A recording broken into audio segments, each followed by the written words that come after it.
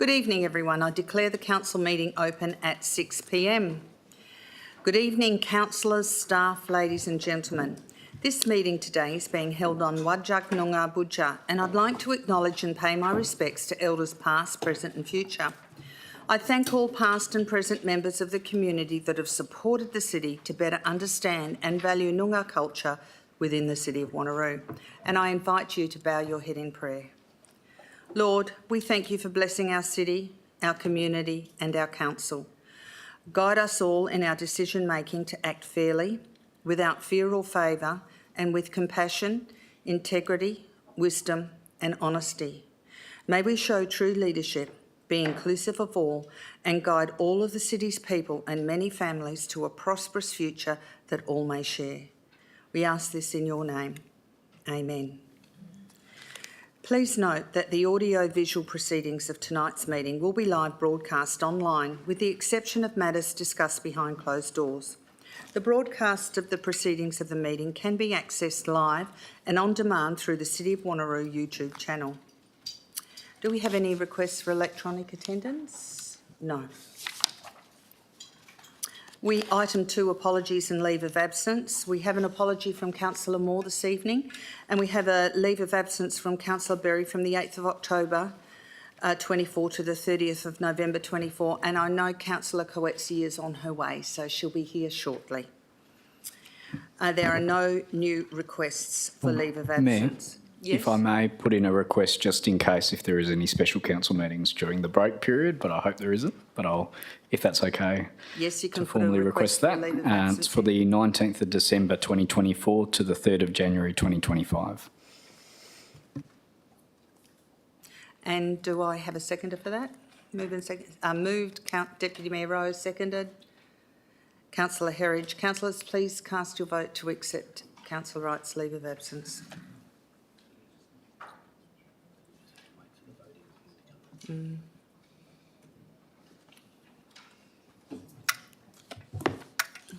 lost that.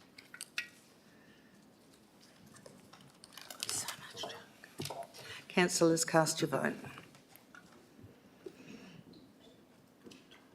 And that was passed unanimously because Councillor Coetzee is not in the room. Okay, we now go on to item 3, public question and statement time. The following general rules apply to public question and statement time. Public questions and statements should only relate to the business of the local government and should not be a personal statement or opinion. Only questions relating to matters affecting the local government will be considered at council meeting, and only questions that relate to the purpose of the meeting will be considered at a special council meeting. Questions may be taken on notice and responded to after the meeting. Questions may not be directed at specific council members or a city employee. Questions are not to be framed in such a way as to reflect adversely on a particular council member or a city employee.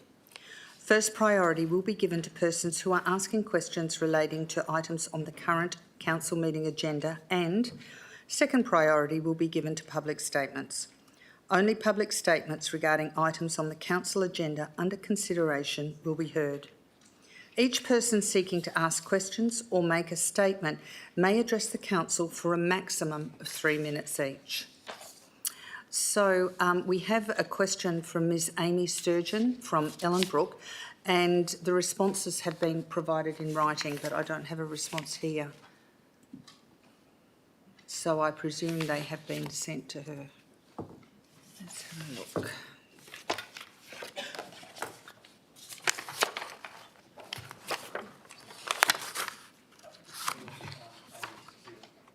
Amy, would you like to come and ask your question here? Well, we know you're from Ellenbrook. Just give us your name again. Thank you. Thank you. Go ahead. Amy, just press the button on the microphone in front of you. It'll come on red when you press the button down the bottom. One. Yeah, that's it. Yep, there you go. All right, thank you. All right, good evening, Mayor and councillors. I have received your responses. My questions are, I have 3 questions to ask. They won't take very long. They all relate to the matter of fluoridation of the public water supply. Number one was, is Council aware of the recent US federal court ruling, which concluded by a preponderance of evidence that water fluoridation in the United States at levels of 0.7 milligram per litre, as the prescribed optimal levels of fluoridation in the US as they are here in Australia, presents an unreasonable risk of injury to health or the environment, with Judge Edward M. Chen requesting the US EPA review water fluoridation guidelines. And I note your response here. Second question, can Council advise where the fluoride placed into the Wanneroo local drinking water supply comes from and what type of fluoride compound is added? And the final one was more of an ethical question, I guess. I didn't expect much of an answer, to be frank. Number 3, can Council explain how or why water fluoridation does not equate to forced and/or, some would say, coerced medication without any diagnosis and personalised or controlled dosage? And I've linked to a 80-page report on that court decision.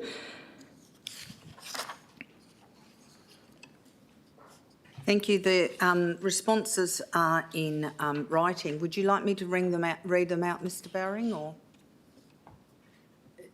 Are you required to read them out? They've been provided in writing to the resident. Okay. Is there anything else that you want to add to the responses in writing?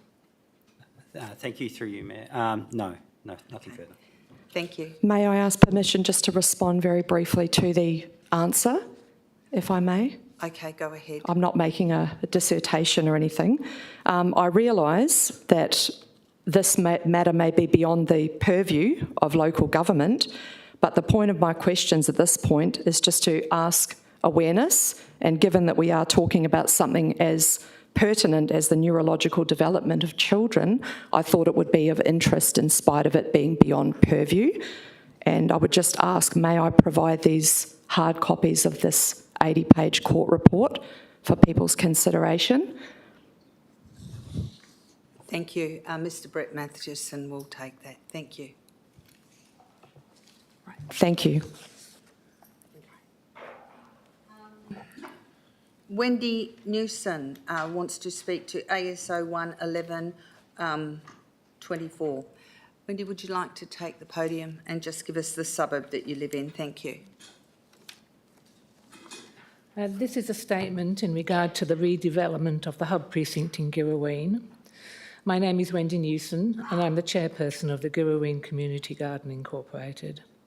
The garden is in 2 parts and is located behind the Girraween Library and the Girraween Hub building. The garden's been operating for almost 4 years and was started with a grant received by the City of Wanneroo. Perth City Farm was chosen by the Council to work with interested community members in designing and delivering the completed garden. A committee was formed and a 5-year lease was signed by representatives of the garden and the city in 2022 and so expires in 2027. The garden members have seen the interim design of the area to be redeveloped on the city website and realise that this is not the final design. We understand an architect will be appointed and will consult with all stakeholders involved, including the community garden. Members have some queries and concerns that I would like to bring to the attention of the Council. For the proposed option of redevelopment to occur, all buildings and other infrastructure on the site will have to be demolished. Will there be anywhere for the members to go while this is in progress? The concern is that membership will decline if there is no garden to attend for any considerable length of time. The current fenced area behind the hub building is a working area containing a small frog pond, 3 composting bays and 3 composting bins, a potting table, a large water tank and a worm farm, as well as garden beds. Will there be a secure area in the new design to enable us to have these items which are essential in a properly functioning community garden?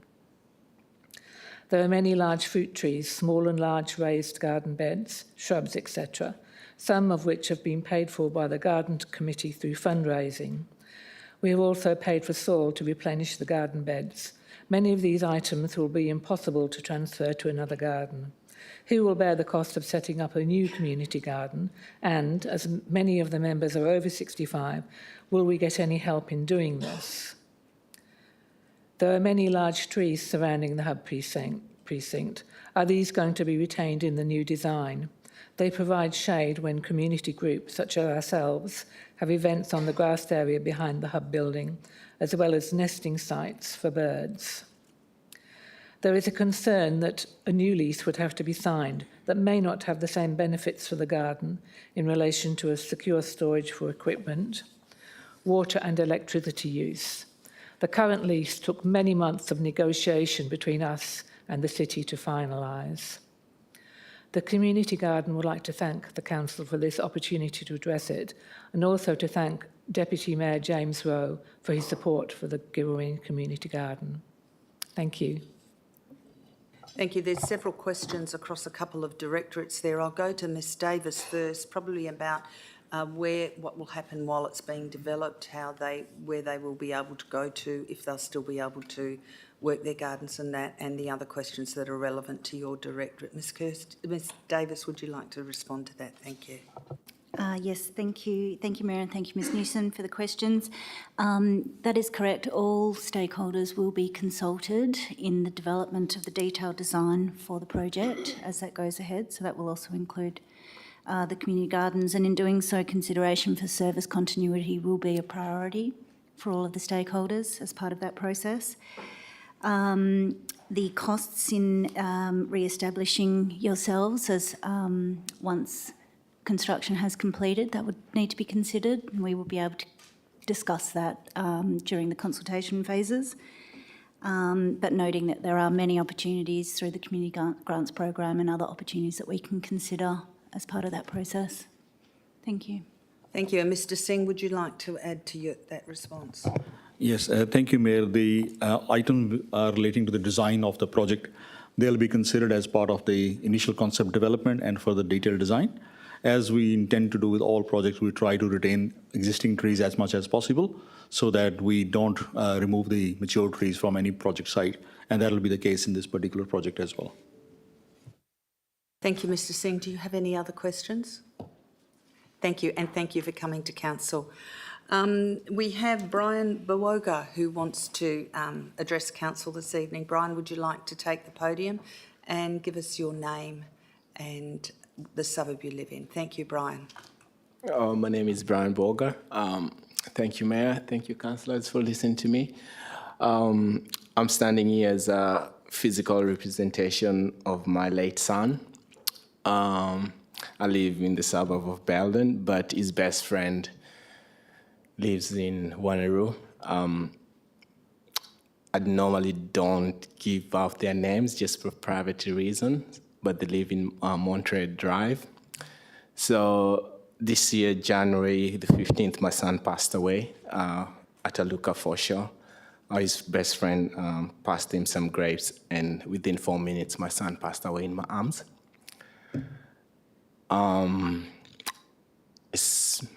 It's one of those things where you turn your pain into a purpose, or you just wish you can die with your son.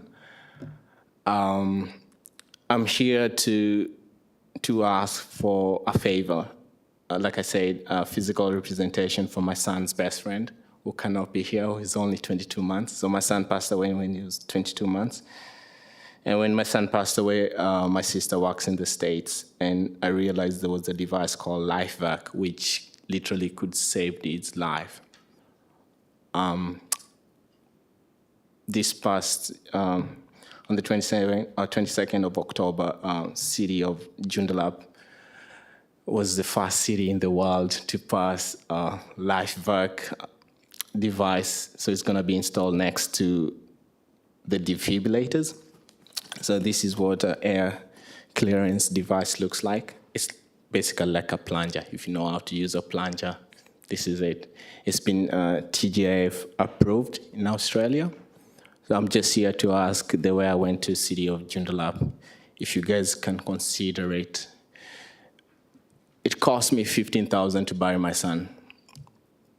when he passed away, I only had $350 in my account.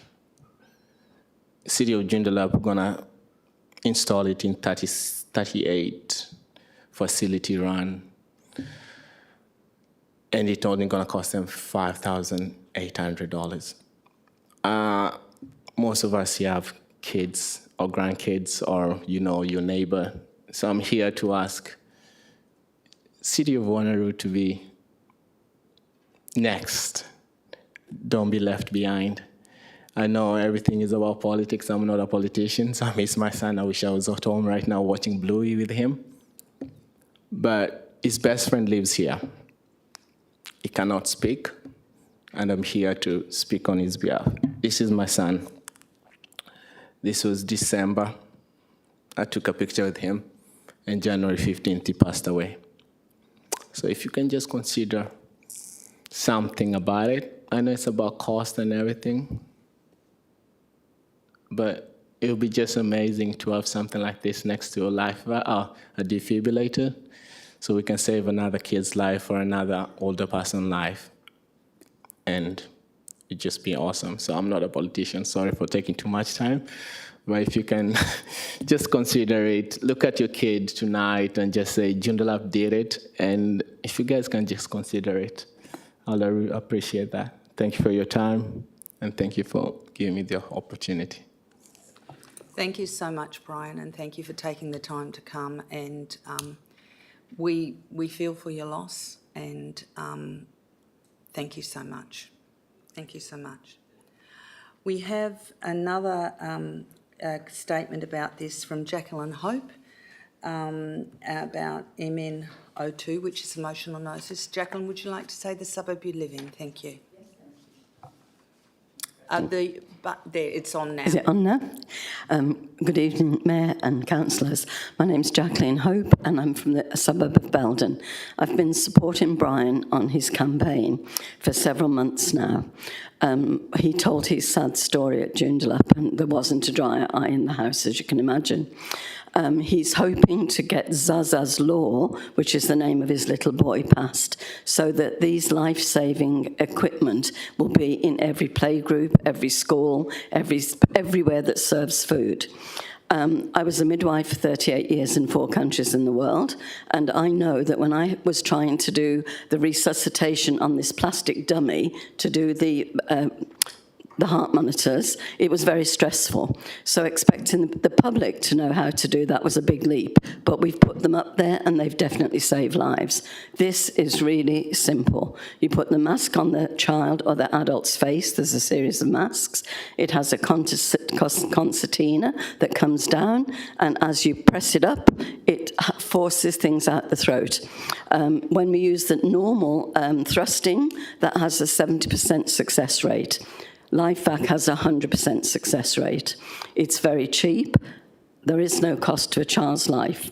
And as Brian pointed out, yes, I know that we're all strapped for money, but if this could save one child's life, it certainly would be worth it. If it could save an adult's life, it would be worth it. So thank you for the time to listen to this, and we do hope that Wanneroo will be the second council, because then the dominoes will just roll. So thank you very much. Thank you, Jacqueline. I now go, is there anyone else in the chamber that wishes to make a statement or ask a question from the public, the gallery, at this time? There's no one further. I now move to item 4, confirmation of minutes, OC01 1124, minutes of the ordinary council meeting held on the 8th of October 2024. Do I have a mover and seconder for the minutes? Thank you, councillors. Moved Councillor Wright, seconded Councillor Huntley. Councillors, is there any, do you want to speak to this item, Councillor Wright or Councillor Huntley? Okay, any councillors want to speak against this item? If there are no councillors want to speak against this item, councillors, please cast your vote.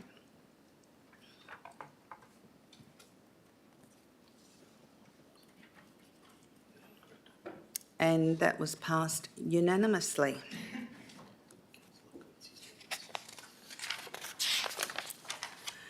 Now we go to announcements by the Mayor without discussion.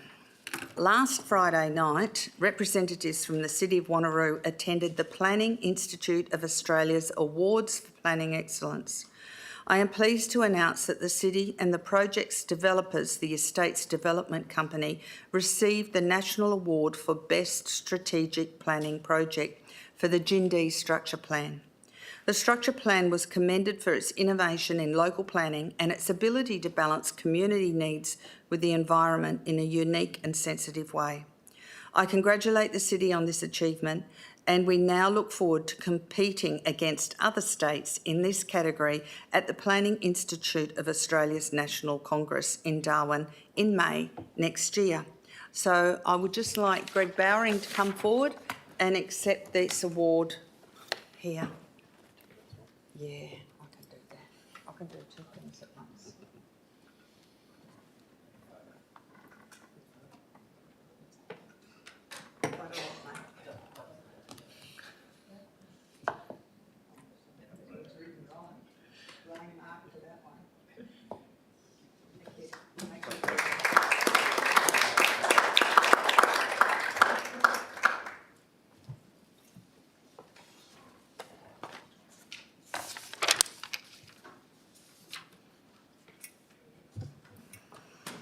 We now go to item 6. Are there any questions from council members? If there are no questions from council members, we go to item 7, petitions. We have no new petitions and there's no update on petitions. Yes, Councillor Smith. Thank you, Mayor. Can I ask for a procedural motion where we move forward MN02-11/24 forward? Do I have a seconder for that procedural motion? Councillor Bedworth. Councillors, could you please vote on this procedural motion to bring this item forward?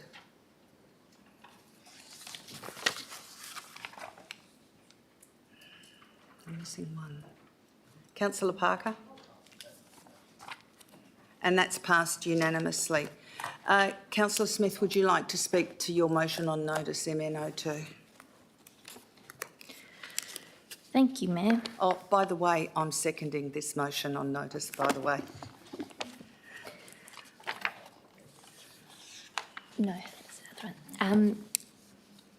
Thank you, Brian, for your words, and also the other deputy as well. I'm going to speak measured to try and hold it together. It's really valuable, the work that you've been doing, and it's worthy for our consideration. So thank you for your advocacy, and I encourage the rest of the council for us to vote in favour of having a report to council on the costs and benefits of looking into these devices. I also thought about including and have included AEDs as well. I was quite surprised that we only supply about 10 at our community facilities out of 30, and for my area, for example, we've just got Halesworth Park, magnificent park that's just been opened, that's a home to a range of clubs. And, you know, they are quite expensive. However, I would prefer the burden to be on the city that's providing for multiple clubs rather than multiple clubs having that as well. And I think it goes to our goals for community safety as well for our city and that responsibility there. So I urge our council to vote in favour. Thank you very much. Thank you, Councillor Smith. I'm seconding this motion on notice, and I would like to speak to it. As my councillors know, I don't know if you know in the gallery, I'm a theatre nurse, and so I have participated in resusces. But when I was first elected back in 2013, the first thing I asked the city was that defibs be installed in all of the community centres in the city of Wanneroo. I was quite surprised to find in the report that only 10 of the community centres had them there, so I am thankful that Councillor Smith has asked the question, and I totally support her in believing that every community facility should have an AED in it. Having had to do a resus at an event in Swan, and the site that we had to do the resus at, it was in the car park, did not have an AED there. It meant unnecessary delay in that man's resus Fortunately, we had a good outcome, as at this time the support, which was myself and the wife of the Mayor of Joondalup, quite interesting, who is an ICU nurse, managed a successful resuscitation. But that centre should have had an AED there that would have made it a lot easier for us to resusc him sooner. And along with the LifeVac anti-choking devices, they should both be in all of our community centres. So I went to good old Google and I Googled LifeVac, and I've got some information that I'd like to present to you councillors about how LifeVac works and how valuable it is for our community. LifeVac is a revolutionary device designed to provide an added layer of safety in choking emergencies. LifeVac offers a non-invasive method to remove obstructions from a person's airway, potentially saving lives when traditional methods can't resolve the situation. When applied correctly, LifeVac generates a powerful suction force capable of dislodging solid objects stuck in the airway, including food, toys or other foreign objects. Unlike traditional methods which rely on air pressure to expel the blockage, LifeVac's suction method is effective regardless of whether the individual is standing, sitting or lying down. LifeVac is user-friendly and accessible to individuals with minimal training. Its innovative design and simple operation make it suitable for use in various settings including homes, schools, restaurants and healthcare facilities. Moreover, LifeVac comes with multiple size masks to accommodate the individuals of different ages and sizes, ensuring its applicability across people of all demographics, which includes people of all ages, whether they're elderly, middle-aged, children or babies. LifeVac has successfully resolved choking incidents when other more conventional methods have failed. Its ability to provide immediate relief makes it a valuable addition to emergency response protocols. It is a significant advancement in choking rescue technology, offering peace of mind to caregivers, educators, healthcare professionals and individuals who are prone to airway obstructions. As an additional tool to use in choking emergencies, LifeVac can save lives and decrease the consequences of choking incidents. LifeVac is carefully designed and rigorously tested to ensure its safety and efficiency in choking emergencies, and LifeVac is suitable for use by anyone, including we've already said this, caregivers, educators, healthcare professionals and individuals trained with minimal training for proper use. And as I said, it generates strong negative pressure within the airway to suction out obstruction of objects. So I think this is a no-brainer. It's relatively cheap. I've looked at the prices on the web. I don't think it's expensive to put up there from what I can see. And that is part of our duty of care, to have these kind of emergency facilities available within our venues around the city. So, councillors, I ask that you support this motion on notice that Councillor Smith has brought for our community. Do I have any speakers against this or any questions, councillors? Councillor Nguyen? Just a couple of questions on this item. How long, what's the lifespan of this item? How long do you need to test it as, annually?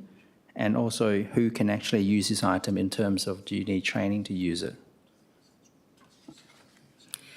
So it says here minimal training. Do you have the answer to that, Councillor Smith? This motion is just for a report, so all those questions would be answered in the report, I believe, or would be able to be answered in a forum discussion to that report. Thank you. Thank you. Do you have a question, Councillor Wright? I didn't have a question, but I'm on the website now. It does say the device is made and has an expected shelf life of over 5 years. Thank you. Councillor Herridge. Thank you, Mayor. I thank Councillor for bringing this to our attention. This is a fantastic motion. Just looking at the recommendation, though, I think it is needing just a little bit of help. It's missing a timeline of when to bring it back to council. Councillor Smith, do you have a suggestion? In the administration comment, it says they will be able to provide a report back to council members in March 2025. So, yeah, I'm happy to amend that to include that within the recommendation. Just at the end. Yeah, thank you. Yeah, and I'm happy to support that too. So at the bottom of the recommendation, we put with a report brought back to council by March 2025. Councillors, do you want that written on the screen before we vote on it? If not, would you like the right of reply, Councillor Smith? Thank you, Mayor. Speaking off the cuff before, there's so much more I thought I could say that I didn't say. So once again, speaking more about the Life Act devices, part of Brian's story that he shared with me before was that he had just had months before that incident medical first aid training, and so he did provide that intervention, and even with the thrusts in that case, it couldn't dislodge the grape. So the airway device in that circumstances could have provided a much more hopeful outcome. So along with the AEDs, I think this is something we should definitely provide for our community, or look into providing for our community, where we can look into the costs and things like that to properly consider. Thank you once again, Brian, for sharing Zaza's story and your story as well. Thank you so much. Thank you. And councillors, would you like to cast your vote on this motion on notice, please?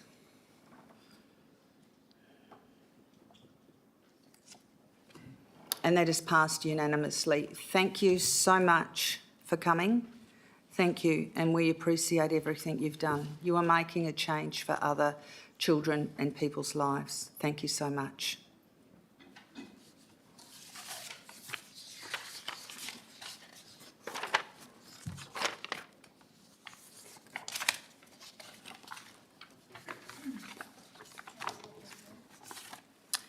We now go back. Councillor Bedworth? Yes. Thank you, Mayor. Can I also move a procedural motion to bring CS07 to the top of the agenda, please, as we have many members in the gallery who could. Do I have a deal with it seconder now. for that motion? Councillor Miles. Councillors, please cast your vote on the procedural motion.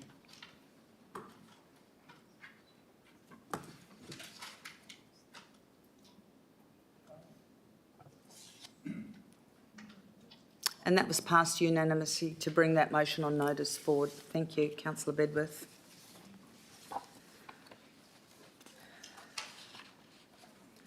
Go ahead. Thank you, councillors. In regards to CS07... Councillor Bedworth, sorry, is this the one I'm seconding? Is this a changing places? Oh, No, do you have a seconder this for is Elise for Wanneroo Rep. Wanneroo Rep. Okay. Do we have a seconder for this motion? Councillor Miles. Thank you. Go ahead. Thank you, Mayor. Thank you, councillors. Wanneroo Repertory Incorporated, operating out of Limelight Theatre. Mayor, just you need to read out your declaration. Oh, yeah, good point. With regard to item CS07, I disclose that I am a member of Limelight Theatre as an ordinary member. As a consequence, there may be a perception that my impartiality on the matter may be affected. I declare that I will consider this matter on its merits and vote accordingly.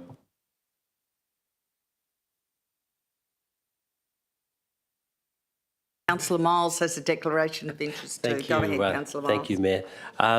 I too, with regard to item CS07 1124, with regard to this item, I disclose that my son is also an actor and has used the Limelight Theatre on multiple occasions.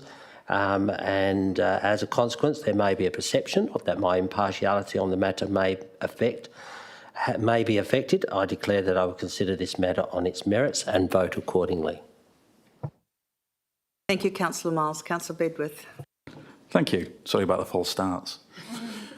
Okay, as I was saying, Wanneroo Rep Incorporated, operating out of Limelight Theatre, is the only performing arts organisation of its kind within the city. Since its establishment in 1973, it has been a cornerstone of our cultural landscape, providing a platform for local talent and enriching the lives of our residents through the magic of theatre. The Limelight Theatre offers a diverse range of products that cater to all ages and tastes, from classic plays to contemporary performances. This variety not only entertains but also educates and inspires, fostering a deep appreciation for arts within our community. The theatre brings people together, any theatre, but this in particular, creating a sense of community and belonging.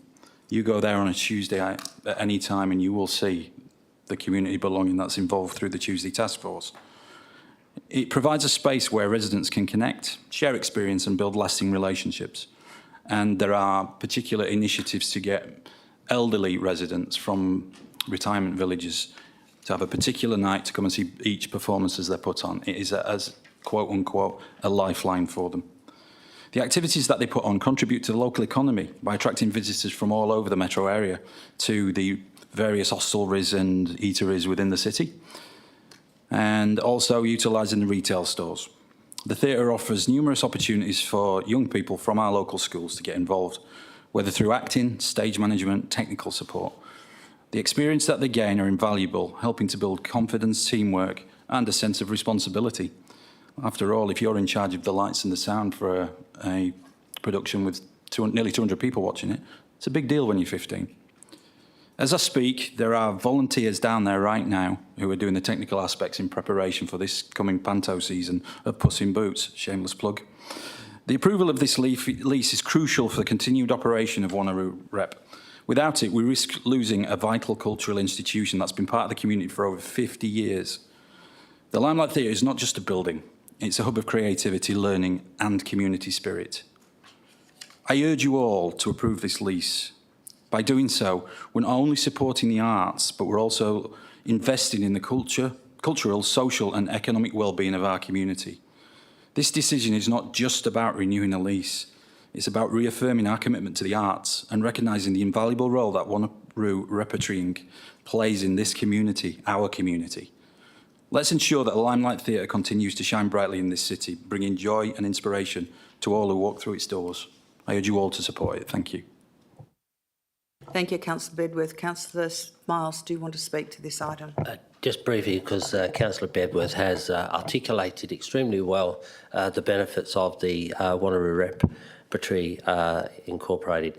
Can I say that I was around in the Lions Club when the building was first established on that piece of land, and back then the members of the organisation, you know, they fundraised, they did all that they could. They got some support, I think, through one of the arts organisations for funding. And all these years, I think this year is their 50th year, they have been able to survive 100% on volunteer labour and the ticket sales coming through the door.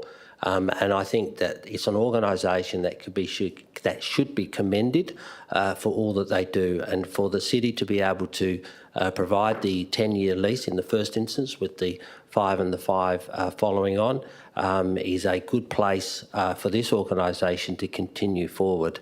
And I do commend the item to Council, and I ask you all to support it. Thank you. Councillors, do I have any speakers against this item? If there are no speakers against this item, councillors, please cast your vote.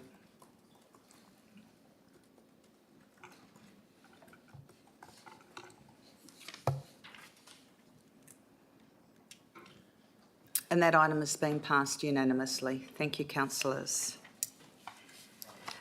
Now, are there any other procedural motions to bring anything forward? If not, we'll go back to the agenda proper, councillors.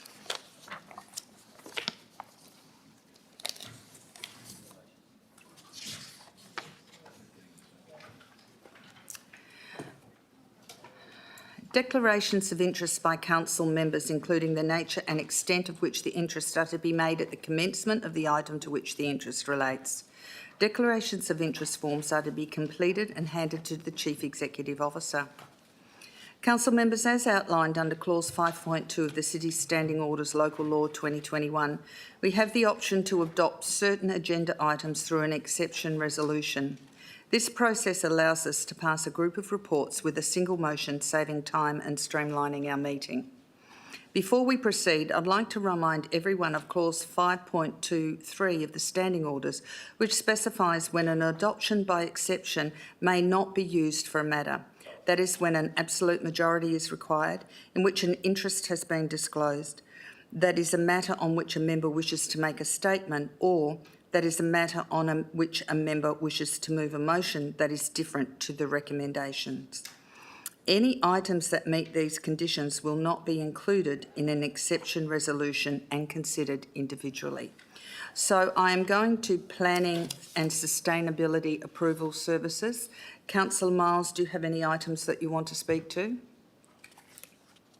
Happy to move the PSO 102, 03, 04, 05 Actually, en bloc. I'm moving the exception motion. I just need to ask the councillors if there is any items that from PSO 1, PSO 2, PSO 3, PSO 4, PSO 5 and PSO 6 that they want to speak to and that have to be removed from the en bloc voting. I will briefly speak on PSO 1. Okay, so we will treat that separately. Any other items that councillors want to speak to on the en bloc? Are you talking about the whole meeting or just this section? Just this section. Okay. Just this section. So, councillors, I'm moving PSO 2 1124, PSO 3 1124, PSO 4 1124, PSO 5 1124 and PSO 6 1124. Do I have a seconder for this? Yes, Councillor Smith. Because we're passing PSO 1-1, do we need to change the order? Does a procedural motion need to happen to go straight to that en bloc? No, we'll do the en bloc first and then we'll go back to PSO 1 and we'll do that with a mover and seconder separately. Okay? Because we're talking about the en bloc portion of planning at the moment. Do I have a seconder for the en bloc? Councillor Wright? So, because there's no one who has a disclosure of interest or any member that wants to speak to those 5 items, councillors, please cast your vote on the en bloc items.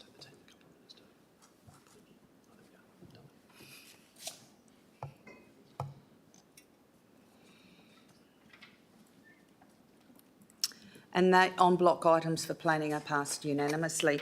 We now go to PSO 1 1124. Do we have a mover for that item and a seconder? Mover, Councillor Miles, and seconder, Councillor Bedworth. Councillor Miles, would you like to speak to this item? Yeah, thank you, Mayor. I just wanted to articulate the fact that Precinct 8 is a very large area, just like we've done in the past couple of months. These precincts are very substantial. And they cover a large area of space within the East Wanneroo area and also have different nuances within each of those precincts. As with the deputations that we had last week from the residents in the area that were showing concerns that maybe these precincts were being rushed through too early. Unfortunately, the city's hands are tied in respect to the fact that we have a certain amount of time to accept the application from the Planning Commission and deal with it, and then obviously pass it back up to the Commission for approval. But within these documents, they clearly articulate Council's position as far as what we expect to be done in the final amendments once they get done. I do want to acknowledge the fact that our planning department, Mayor, has put a lot of time and effort into these precincts. This one tonight is Precinct 8 and has definitely taken on board all the concerns of Council and also some of the concerns that have been asked of our community within those precincts. With that, Mayor, I'm happy to put it to Council. Thank you. Councillor Bedworth, would you like to speak to this item? Yeah, thank you, Mayor. Just very briefly, just to reiterate what Councillor Miles said, that it's a great report that administration have considered everything from Council and the residents who spoke and often stuck between a rock and a hard place. And I think this is, this is a good outcome. So I urge everyone to support it. Thank you, Councillor Bidworth. Do I have any speakers against this item? Councillor Huntley. Thank you, Madam Mayor.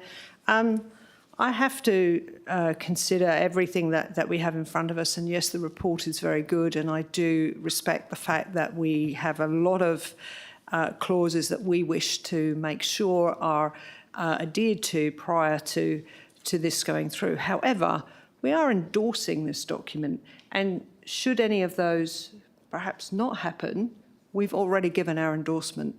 So I urge other councillors, really think about what you're doing when you're actually accepting this. I know we're trying to do it on behalf of the community to allow them to have a voice, but quite frankly, if they don't listen to our voice now, why should they listen to the community anyway? I think it's something that we should send a message home to, and on that, or in that respect, I will not be supporting this. Thank you. Thank you, Councillor Huntley. Do I have a speaker for this item? Councillor Wright. Thank you, Mayor. I guess playing devil's advocate tonight, and I'll be saying the same thing as what I used for the Woodvale example that was at council a few meetings ago, and the update that council received in regards to not adopting a scheme amendment. I know it's a very different process, but the fundamentals are the same with how the WAPC works, and not having that opportunity for the community to be reconsultated, which is one of the modifications that is before council tonight, and re-engaging with the agencies to ensure all the issues are fixed up and tidied up. If we don't adopt this tonight, there is a concern that the WAPC will pass this, just like it did for the Woodvale item, and many others before our time as well. And the risk of not being able to have council's input with those modifications is a concern. Personally, I'm not happy with the entire process of East Wanneroo. It's been rushed. I understand there's political pressure from state and federal governments to deliver housing and to meet our targets with the housing accord. However, as local government is taken out of the planning process, this is going to be a continued thing going forward, which is very disappointing, I know for me, in the conversations I have with residents. But I would hate for us to lose those modifications, which are actually very aligned with what community have brought up to us, but also have, as Councillor Miles said before, touched on a lot of the issues that council has had, but ensures that all the precincts are well integrated, and having one precinct that's sort of out of whack, if we don't support it, that could be a concern how that integrates with the rest of the precincts. So I do take the concerns of Councillor Huntley and also residents that may still be happy with this, but there is, I would say, probably a 99% guarantee that the WAPC will pass this, considering the agendas that are being played at different levels of government in this country for housing. So I'm happy to support this, but I do urge with caution to continue to scrutinise any East Wanneroo precincts that come our way, and acknowledge that the work that the planning team has done has also been fantastic. Thank you, Mayor. Thank you, Councillor Wright. Do I have any speakers against this item? If I have no further speakers against this item, Councillor Miles, would you like the right of reply? So, councillors, please cast your vote.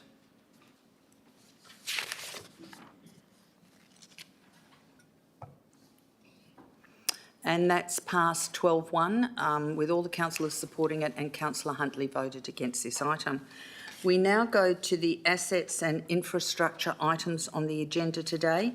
There are 3 items that we can pass on block if none of the councillors wish to speak to it. That is ASO 21124, the Alkimos Aquatic Recreation Centre Consolidation of Federal Funding Agreement. Would any councillor like to speak to that item? The other one that can go on block is ASO 41124, 24148, provision of cost planner services for Wanneroo Recreation Centre New Sports Hub. Is there any councillor that wants to speak to that item? Councillor Miles, do you want to speak to that item? So that's a no. And ASO 51124, the Flynn Drive upgrade stage 2 and 3 offset proposal at Edgar Park. Does any councillor want to speak to that item? Okay, so we will go through each item individually for this one.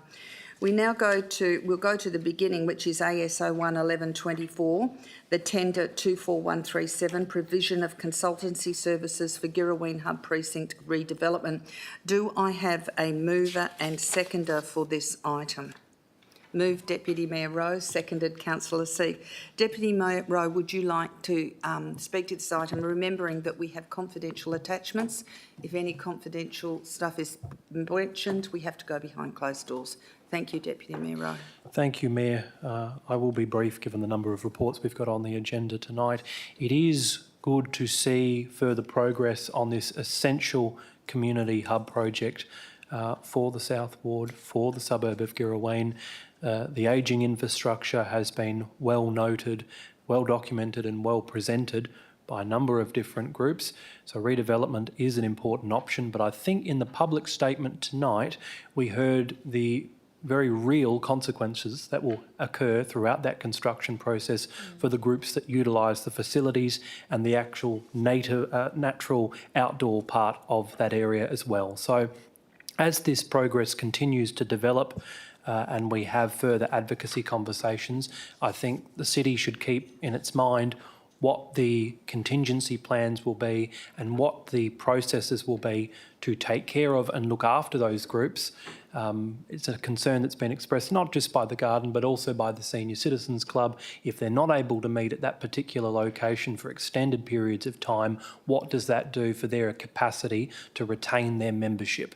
It's an example where when there was 6 months worth of construction works at Nollamara Club, that club ultimately lost half of its membership.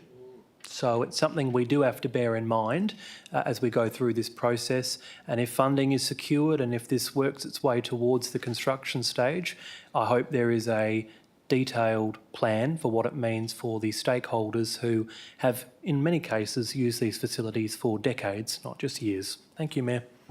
Thank you, Deputy Mayor Rowe. Councillor Seif, would you like to speak to this item? I'd just like to thank the members of the community who came in and gave a deputation, and I support everything that Deputy Mayor Rowe just said. Thank you. Do I have any speakers against this item? If there are no speakers against this item, councillors, please cast your vote.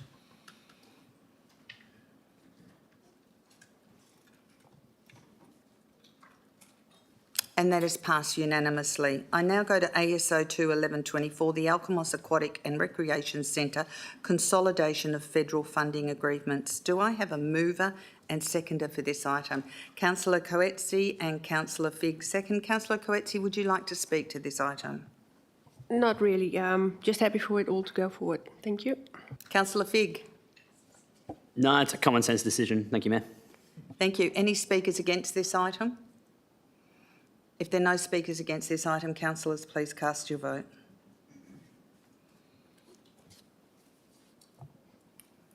And that is passed unanimously. We now go to ASO 31124, 24149, provision of architectural and specialist consultancy services for the Wanneroo Rec Centre new sports hub.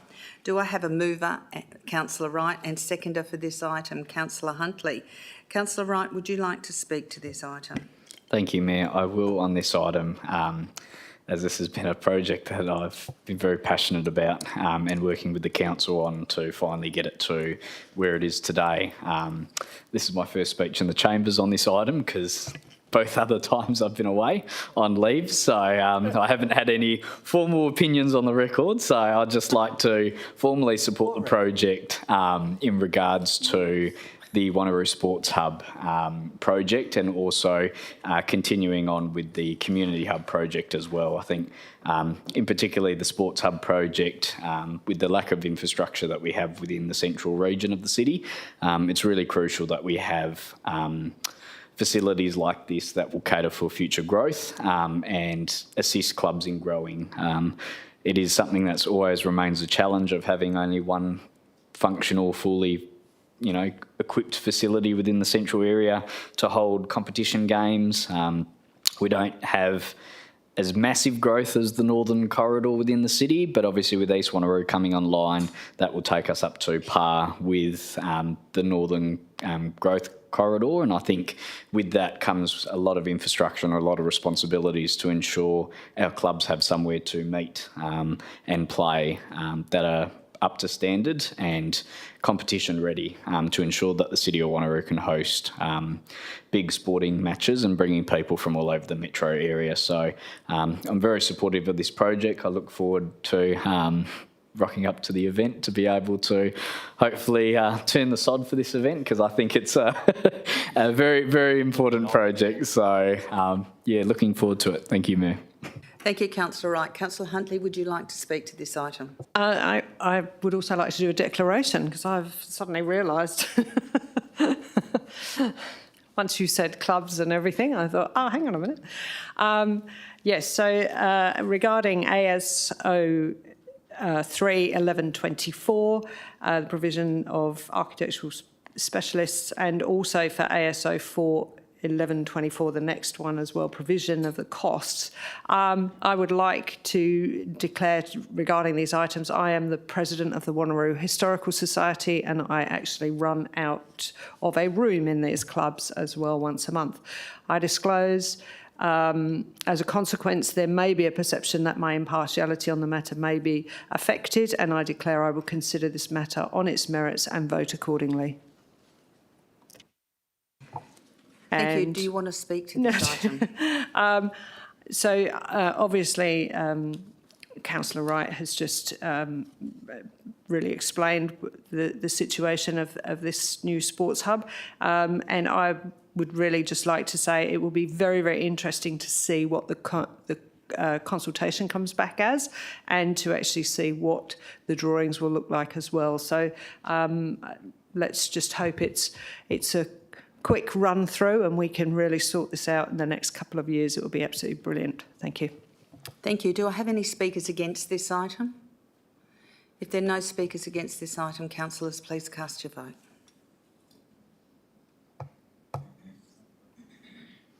And that is passed unanimously. We now go to ASO 4/11/24, 24148, provision of cost planner services for the Wanneroo Recreation Centre new sports hub. And do I have a mover and seconder for this? Councillor Miles and Councillor Huntley. Paul, would you like to speak to this item, Councillor Miles? Yeah, thank you. Yeah, I was just waiting for my screen to clear. Look, I just wanted to add a point. I want to thank administration for adding in the budget funding and also the financials from last week. I think it's a good move forward for the community to see where those funds are at and what we are estimating for the cost of the buildings. And that's basically why I was happy to see this item on the agenda. Thank you, Mayor. Thank you. Councillor Huntley, would you like to speak to this item? Are there any speakers against this item? If there are no speakers against this item, councillors, please cast your vote.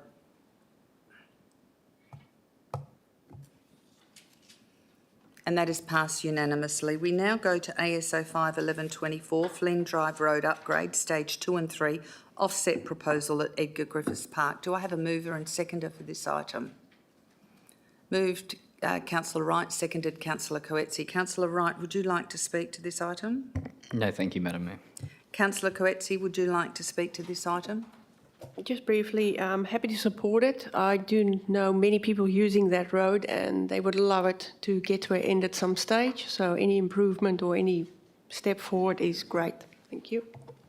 Thank you. Any speakers against this item? Do you have a question or do you want to speak against it? Okay, Councillor Miles. Thank you, Mayor. I do want to speak against the item. I don't expect council necessarily to hold it up. I'm not happy with the offset proposal for Edgar Griffiths Park. I don't believe that's where we should be doing any offsets. That part's going to be much needed in the not too distant future when Precinct 6 comes alive. I'm not very sure that calling it a neighbourhood park is something that we should then just carve off some area for an offset proposal for the road. I think we need to be looking elsewhere. As I said last week, Mayor, in my questions to administration, I believe that the funding should be gone into localised areas that are already conservation based and just need to be regenerated. Thank you. Thank you, Councillor Miles. Do I have a speaker for? Do I have another speaker against? Councillor Figg. Thank you, Mayor. I have some concerns around using existing parkland for offset proposals. I certainly appreciate that the idea is helpful in facilitating Flynn Drive, and I should be very clear that I'm not against Flynn Drive being upgraded. It is just this particular proposal. I would imagine that we are going to have a significant number of offsets required in the near future, and given the advice we've had is that the DPLH, the Department of Planning, Lands and Heritage, is looking to have these offsets within the localised area where the project is occurring. I think it's time that the city looked at buying a considerable amount of land to be able to use as that offset within the city of Wanneroo, and that is why I won't be supporting this particular proposal. Thank you. Thank you. Do I have any speakers for? Councillor Huntley. Thank you, Madam Mayor. I have to say that it does concern me the fact that we are using Edgar Griffiths Park as an offset, but however, Edgar Griffiths Park has trees, mature trees on that park that have been there for over 200-300 years, and it is essential that they actually get protected. And I do think that by actually offsetting this just in the last couple of years, this has had a threat of actually having a BMX track put on it, which would be devastational to that park. So by having the offset there, it does actually protect the park. And it's one of the larger parks that we actually have that has mature trees in it. And it does obviously combine the oval. There are a lot of people using that park, and there will be a lot of people around it, obviously, as Precinct 6 and 7 and 8 develop. It'll be interesting to see how it goes, but at least this is sort of a little bit of protection for the trees. It won't help the wildlife, it won't help anything else, but it will protect some of the trees. And some of those trees, really and truthfully, people may not ever see again. It takes 20, 30 years.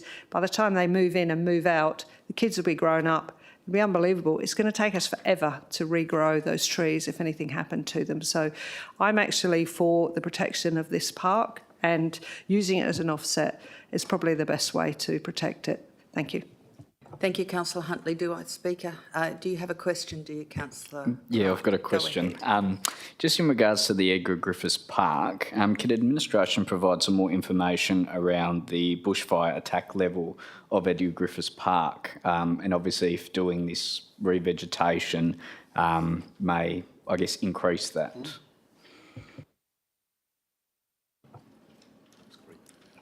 Mr. Bowring. Thank you. Bushfire attack level is usually based on the amount of fuel load that is present at a site, and it changes over time. So that is likely, I don't know precisely, but I would assume that it's already a bushfire prone area. It would only affect the bushfire prone and the attack level rating that might be derived from the location, but it would remain a bushfire prone area. Thank you. Do I have any speakers against this item? Speakers for? Councillor Wright, would you like the right of reply? Okay, councillors, cast your vote.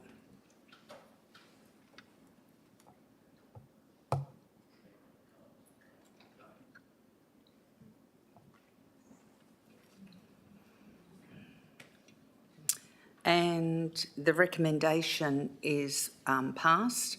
We have 8 councillors supporting the recommendation, 5 councillors against. Those councillors against were Councillor Herridge, Councillor Wright, Councillor Miles, Councillor Figg and Councillor Bedworth. Those who supported the resolution or the recommendation was myself, Councillor Seif, Councillor Nguyen, Councillor Huntley, Councillor Parker, Councillor Rowe, Councillor Smith and Councillor Coetzee. We now go to community in place, and there is an opportunity to move and block 3 items on community in place. Councillors, does anyone want to speak to CPO 11124 Cabrini Mark Muster Plan? Yes, I knew that had happened. CPO 2 Dog Refuge Groups for Rehoming. Does anyone want to speak to that item? And does anyone want to speak to CPO 3-1124, the Welga Zone, North Zone State Council agenda request to raise a matter in relation to pets? No. And CPO 4-1124, does anyone want to speak to that item? Okay, so I recommend that we move on block. CP, we can't do the Dogs Refuge Home because that needs an absolute majority, but we can move CPO 3-1124 and CPO 4-1124 on block. Sorry. Yep. I would like to speak to CPO 4-1124. Okay, so therefore we only have one item that can be moved on block and everything else everyone wants to move separately. But I have made the offer, councillors. So we now go to CPO 1-1124, Cabrini Park Master Plan. Who would like to move this item? Deputy Mayor Rowe, and who would like to second it? Councillor Seif. Deputy Mayor Rowe, would you like to speak to this? It is on, Councillor Herridge often says that it's in the southwest ward. It's on the border of two wards, Mayor, and I remind them that we serve the district, so we serve the district. It is a very important report, and I acknowledge the fact that the CEO and the executive have worked hard to get this report before us this evening. It's the first time during my tenure on council that I've been able to see anything to do with this park, or even anything to do with the name Wanneroo on the agenda. So it's good to see good progress.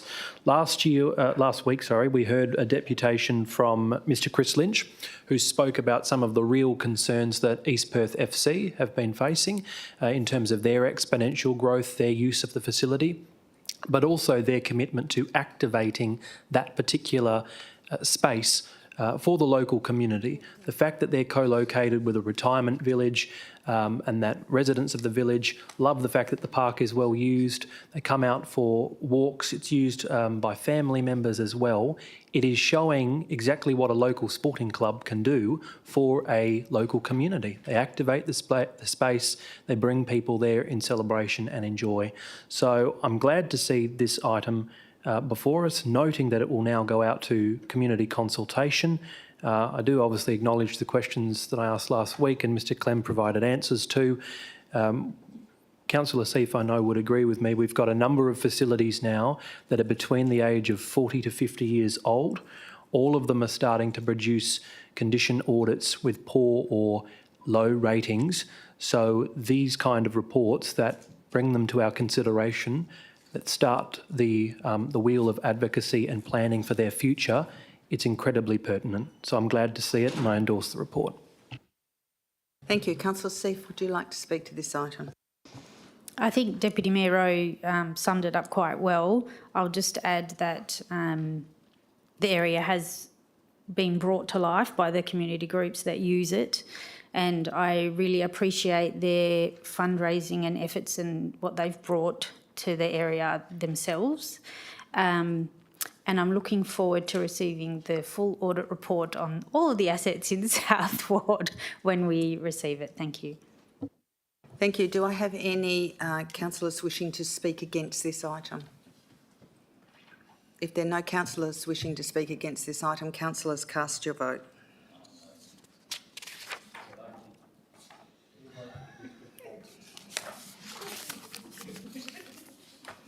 And that was passed unanimously, councillors. We now go to CPO 2-1124, Dogs Refuge Groups for Rehoming. Do I have a mover and seconder for this item? Moved Councillor Miles, seconded Councillor Parker. Councillor Miles, would you like to speak to this item? Yeah, look, just briefly, thank you, Mayor. Look, I'm happy with the administration's report. I think it articulates the reasons why, and I think where possible, we should also always try and relocate or rehouse dogs that come through our centre. I think it's definitely the right thing to do. And I also understand the difficulties, obviously, with some of these groups sometimes not staying around, and obviously administration's going to have to probably update this from time to time. But I do support the report in its entirety. Thank you. Councillor Parker, would you like to speak to this item? Just to say that it's a wonderful initiative and a wonderful recommendation. Thank you. Thank you. Do I have any councillors wishing to speak against this item? There's no one speaking against this item. Councillors, please cast your vote.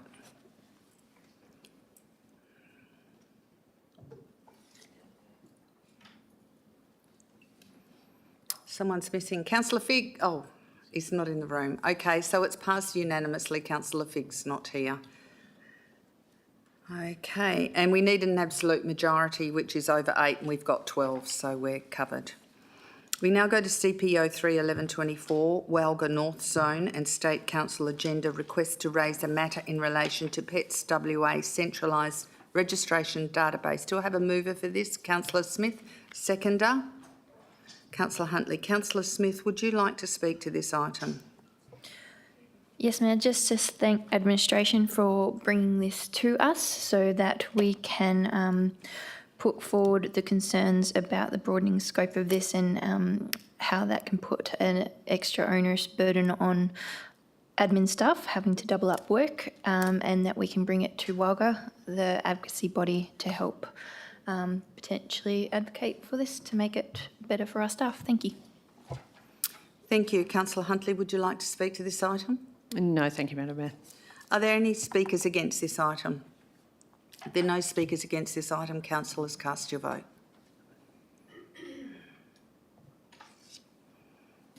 And that is passed unanimously. We now go to CPO 41124, Date of the Future Australia Day Citizenship Ceremonies. I would like to move that item. Do I have a seconder for that item? Councillor Wright. Thank you. I'd just like to say that we got data from the community about what the community wanted for this, whether they wanted to celebrate Australia at the citizenship ceremonies on Australia Day or not.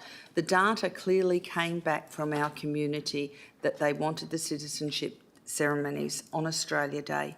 And so therefore, whilst the federal government has not taken responsibility to say yay or nay, we have listened to our community and we will go with what the majority of the community has asked for us to do. So, councillors, I asked you to support this on the fact that we have the information and data from our community.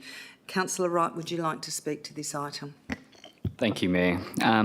Just to reiterate your comments that you made earlier, I know it is a sensitive topic for different communities, but at the end of the day, the evidence from the survey that was conducted is very clear in where the majority of our community sit.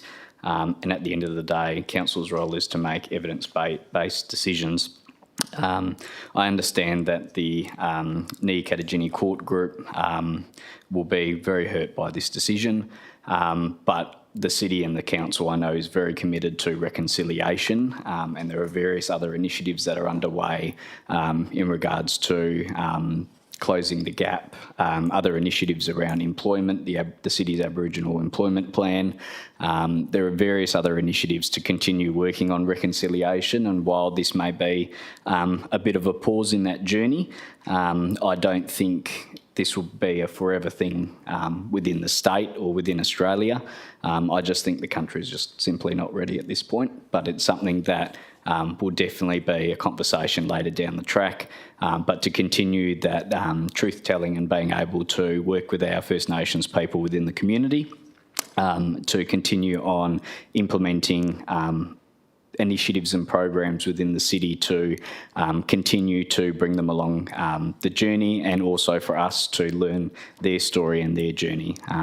So very supportive of the recommendation. It's very clear that both the Opens survey sample and the market research sample were very consistent in the responses that came back to council, and also the consultation that was done with those that attended the citizenship ceremonies. So I urge council to support this. Thank you, Mayor. Thank you, Councillor Wright. Do I have a speaker against this item? Councillor Seif. Thank you, Madam Mayor.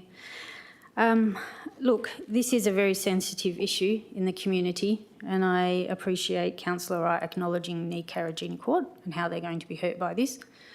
In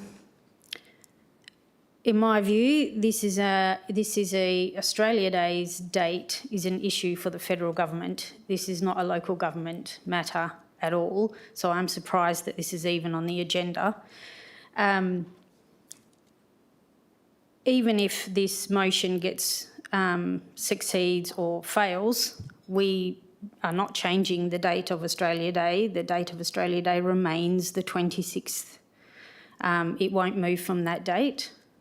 Australia Day to me and to many Australians is about bringing all communities together, bringing all people together. And that to me would include the oldest living culture on earth, our national treasure, in my view, the Aboriginal people of Australia. However, like I said, this is a federal matter. It's not one for local government.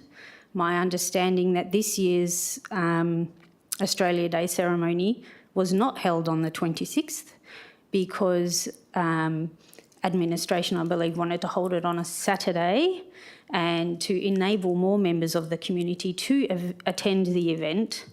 So in the interest of inclusion, in the interest of enabling the administration of this city to function unhindered by council, and in order to enable them to hold the event on whatever day they deem fit, as being able to include as many members of the community as possible. If that's the closest Saturday to the 26th, then that's a decision for administration. Fully supportive of Australia Day and having a day to support Australia and this great nation of ours that we're also very lucky to be a part of. But in the interest of inclusion and in the interests of staying outside of administration's decision-making, I don't believe this is a matter for council, and that is why I will be voting against this. Thank you. Do I have a speaker for this item? Deputy Mayor Rowe. I wasn't going to speak, Mayor, but I will just on in response to Councillor Seif's remarks, which were very well articulated. I know I personally, and I will get it on the record tonight, tried everything within my power for it not to be brought before the council agenda. And I'll leave it at that, but in my mind it was an operational matter, and I know that was the view of some around the table, that council shouldn't make this decision, but it is before us now. So, do I have a speaker against? If I have no speakers against, councillors, please. It's fairly clear what's in front of us. I won't take the right of reply. Councillors, please cast your vote.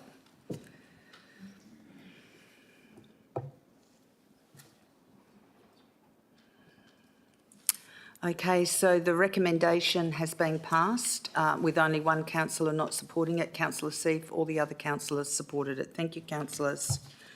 Everyone who's participated in this, it's been a very difficult process to go through.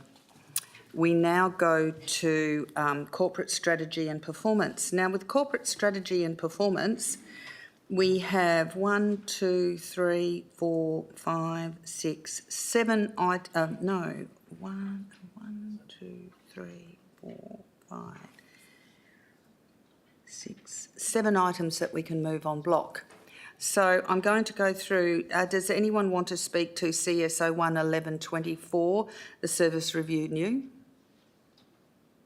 Does anyone want to speak to CSO 21124, 2324, quarter 4, corporate report, performance report? Does anyone want to speak to CSO 31124, the service review for the CCTV management report? Would anyone like to speak to CSO 51124, the warrant of payments for the period to the 30th of September 2024? Would anyone like to speak to CSO 61124, the golf courses strategic plan review? Would anyone like to speak to CSO 81124, the proposed lease to the Wanneroo Sports and Social Club Incorporated over Reserve 27744, 22 Christopherly Avenue, Wanneroo? Would any councillor like to speak to CSO 91124, proposed lease to Wanneroo District Netball Association over portions of Reserve 28058 and Reserve 44878 Kingsway Regional Sporting Complex. Therefore, councillors, I propose to move en bloc CSO 1 1124, CSO 2 1124, CSO 3 1124, CSO 5 1124, CSO 6 1124, CSO 8 1124, and CSO 9 2024. Do I have a seconder for that? Councillor Figg. Councillors, please cast your vote for the en bloc. Thank you.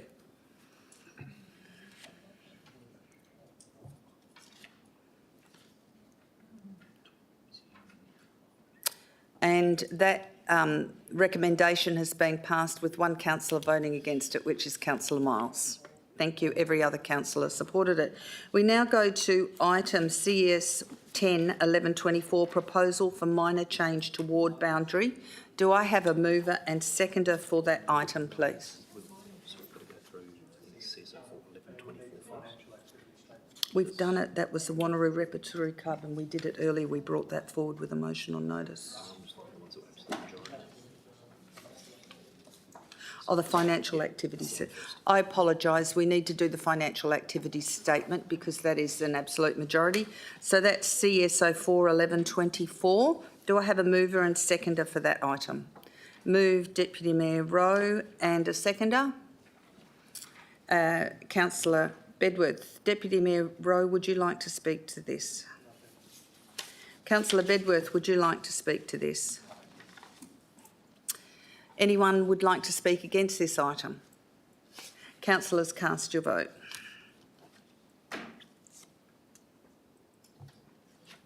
And that's passed unanimously. And then we've done the lease to the Repertory Club. And so now we go to CS 10 1124, proposal for minor change to ward boundary. Do I have a mover and seconder to this? Moved Councillor Parker, seconded Councillor Figg. Councillor Parker, would you like to speak to this item? Yes, just very briefly. I would like to thank administration for their consideration, excellent report and subsequent advice. The proposed boundary changes make sense considering the anticipated growth in the area. I look forward to welcoming the residents of Jindalee into the North East Ward. Thank you. Thank you. Councillor Figg, would you like to speak to this item? Very briefly, Mayor. I'll echo Councillor Parker's comments that this is common sense. I think there's some other floated ideas about splitting some suburbs is, although might have worked, would probably present some other issues in itself. I look forward to having a full review of the boundaries within, a year or so, whatever it's supposed to be. And I'd like to say a goodbye to Jindalee. Thank you. Is that a so long farewell, a vis a day adieu? Okay, councillors, please cast your vote.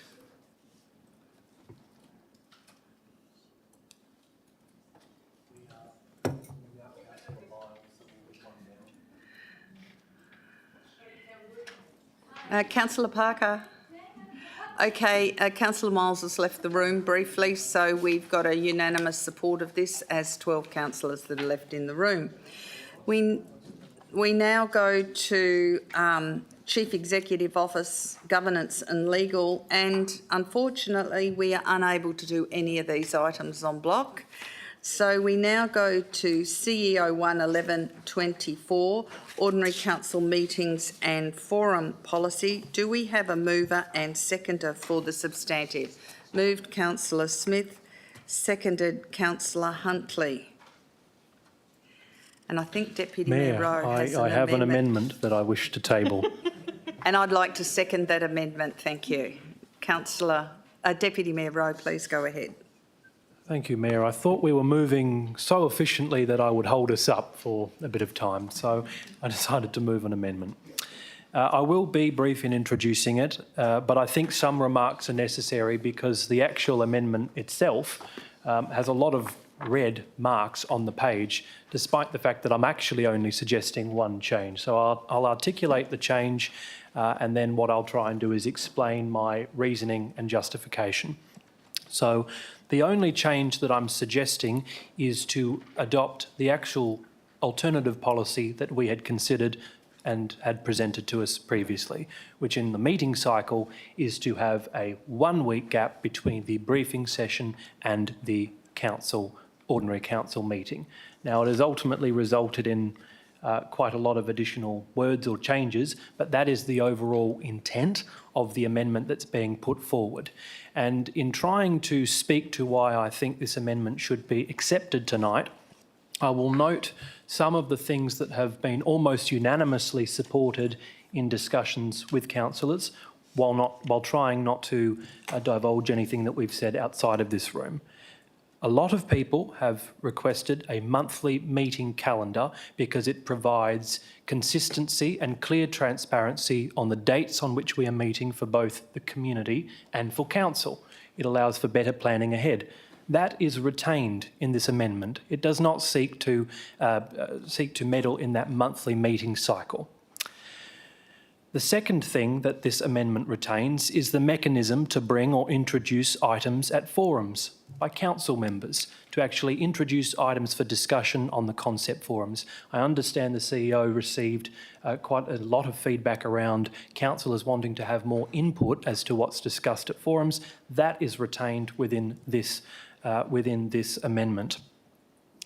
It also retains the fact that we will receive our briefing agenda on the Wednesday prior to the briefing session, allowing 6 days for councillors to read the agenda, prepare questions, put them in writing for directors to respond, and this practice does not prevent councillors asking questions in person at the briefing session.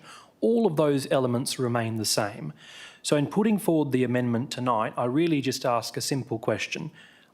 It's something that I've reflected on and I cannot really figure out an answer.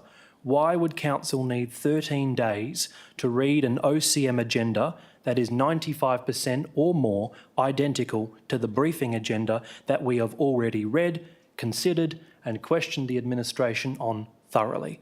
I've reflected on that through all of the discussions we've had as an elected group, and I cannot see any reason to have a 13-day gap for an agenda that remains almost entirely as is.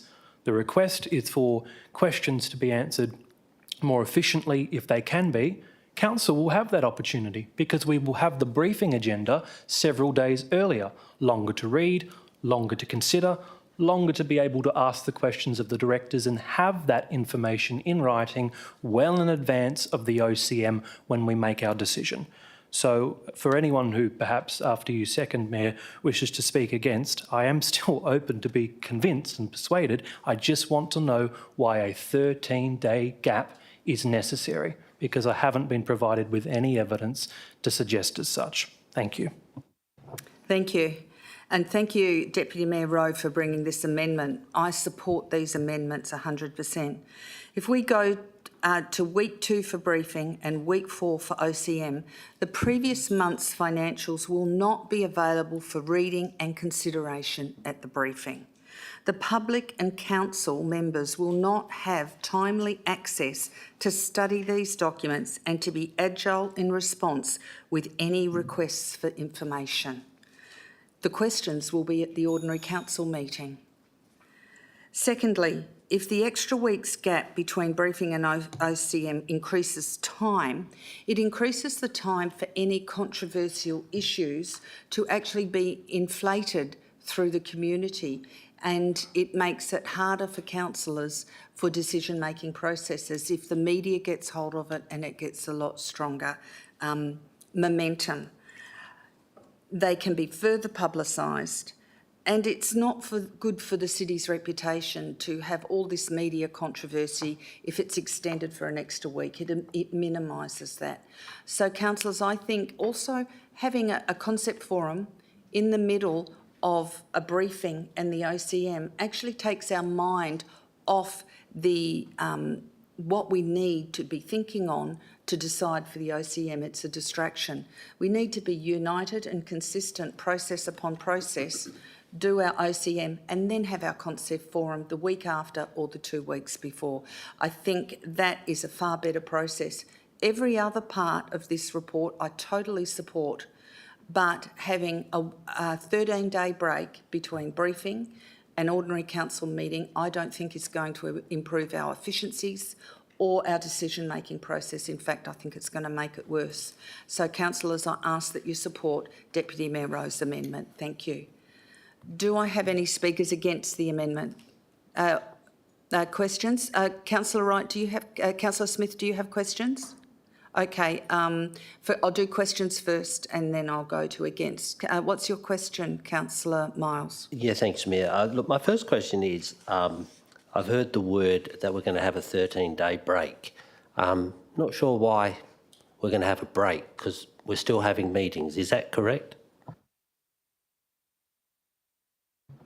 Deputy Mayor Rowe. I thank the councillor for the question. I believe I carefully used the word gap in my introductory remarks. Yes, we are still having meetings, but the meetings we're having in between are not on the items on the briefing agenda or the ordinary council meeting. They are items that are not part of what we're involved in the decision-making process for the next ordinary council meeting. Councillor Miles, do you have another question? I do, thank you. And I just wanted to articulate that, because otherwise the general public might think we're having a 13-day break when we're not. My other question was, Mayor, you articulated that the financials would not be ready. So what part of the financials wouldn't be ready? Because there are several sets of different financials. Ms Jennings, would you be able to confirm the financials that would not be ready in time for briefing? Thank you, Mayor. If it were at week 2, we would struggle to have the financial activity statement ready, because the printing, the agenda goes out on the Wednesday prior, and the dates for next year push that very early in the month. So it's for week, if it was week 3, we should have the financial activity statement ready. Thank you. Any other questions? Councillor Miles. So it's only the activity statement that you're referring to as financials. And Mayor, you said financials, but there's warranted payments, there's the activity statement, I think there's one other. So I'm just trying to clarify which one you meant when you said the financials weren't going to be ready. So the only one that might not be available is the activity statement. That's correct. Any other questions, councillors? Councillor Seif. With regard to the activity statement, would it be possible for just the activity statement to then be presented at the next forum in between briefing and council meeting? Or is that not possible? Mr CEO, respond. Thank you, Councillor Seif. We did cover it in one of the sessions that we did on the policy. Unfortunately, you're on an absence. I'll just touch base on how we sort of explained it during that process. So Director Jennings is absolutely correct in that if you have your briefing in the second week of the month and the agenda's got to be prepared in the first, you don't have time to prepare that particular statement. As soon as that statement is available and ready, it can be put on the hub.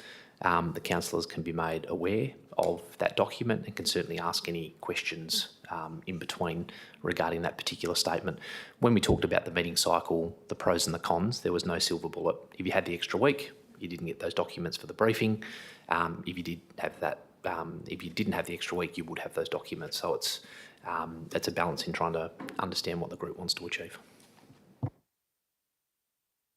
Do you have a question, Councillor Bedworth? Thank you, Mayor, and through you, if I may.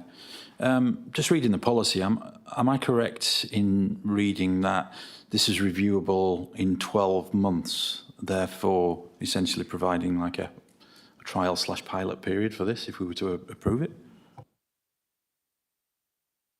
Mr CEO. That is correct, Councillor Bedworth. I think we've got the review date to occur at that 12-month mark, yes. Councillor Herridge, you have a question? Yeah, thank you, Mayor. Just back on Councillor Seif's with the financial activity statement, can I just confirm if there's any legislative requirements that we need to have them set by a specific time? Because I know that this was the one that we were just discussing because we needed an absolute for the capital changes. Ms Jennings? Thank you, Mayor. There is a requirement to have the financial activity statement adopted within 2 months. And so what happens over the Christmas break, I usually have to write to the department to say we haven't quite made the 2 months because there's been no meeting in January. So there is a timeline. Thank you. Do you have a question, Councillor Seif? Yes, thank you, Madam Mayor. So I appreciate that follow-up question from Councillor Herridge. So that means that it would be possible, and I understand, and I think it would be undue pressure on the director and her team if we were to insist that it's there in the second week. That makes perfect sense to me. However, we don't have to insist that that particular item is there for the second week. That can be brought to the third week in the forum, and as the CEO stated, it can be put on the hub as soon as it's available, and that's available to everyone. Yeah, and I think that if we had briefing 2 weeks prior to the ordinary council meeting, that enables Councillor us... Seif, you can't debate for or against at the moment. It's just question asking, and then I will go into for and against. Would do you have a question? Yes. So would having briefing in the second week as opposed to the third week give more time to enable community consultation and more time for administration to come back with any changes or amendments or anything brought forward by councillors?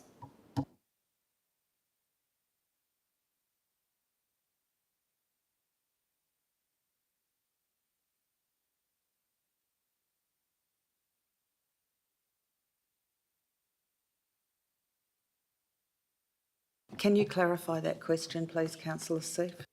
Yeah, I mean community consultation between residents and the city and residents and their elected representatives at the council. Mr Parker. Thank you, through the Mayor, thank you, Councillor Seif. Generally, we would be consulting with the community in that 2-week period because all of the consultation would occur typically before that item. So yeah, the consultation process would usually have concluded and wouldn't occur between the briefing and the council meeting. Councillor Seif.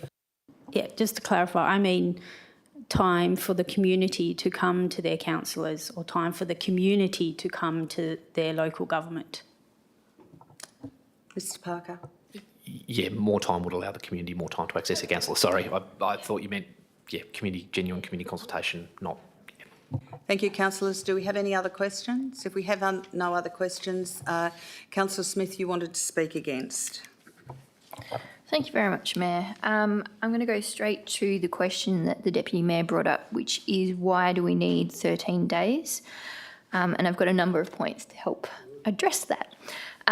So the comment was made about time to read, and I do take his point about that for us with the majority of the report remaining the same. The points that I do want to stress that I feel that a gap of 13 days would make a significant difference for the following. If we don't have that gap, we've spoken with some members of administration as well, saying that after the meeting on Tuesday for a briefing, they have to work to a very tight turnaround to get an agenda ready and information to us for the printing on Friday. And so for me, for them as well, I have heard that, and that's one of the reasons, as I guess, as evidence to make that time for them to have a little bit more time to do those reports, especially if we have a late meeting and then they have to early meeting the next day, as is the case now with this week turnaround between briefings and OCMs. The second reason is also as a councillor, it is, so I work part-time and I've chosen not to work full-time so I can give myself some days to focus for council. But in my cycle of days, it's hard to get amendments or alternatives and also information back if I have any questions that amendments, alternatives could be impacted by in 3 days as well for the packs to be ready for Friday. It can be quite throwing when you get potential amendments and things in your green folder the day of events. So I actually really believe that on top of decreasing the pressure for administration, it will give myself and other people more time to have time to consider amendments and or alternatives for this. The second benefit, which is a main difference between the gaps between or the options here, is if we have the 13-day gap, we are able to get the OCM agenda delivered on a Wednesday. If we don't have that, then it's the Friday. So once again, that's that tight turnaround. So with the Wednesday, I also believe that gives community more time to read as well. We have also mentioned about community having more time in those 13 days, if that's the one. We've mentioned it in the negative sense, if there was a controversial issue and there's heat.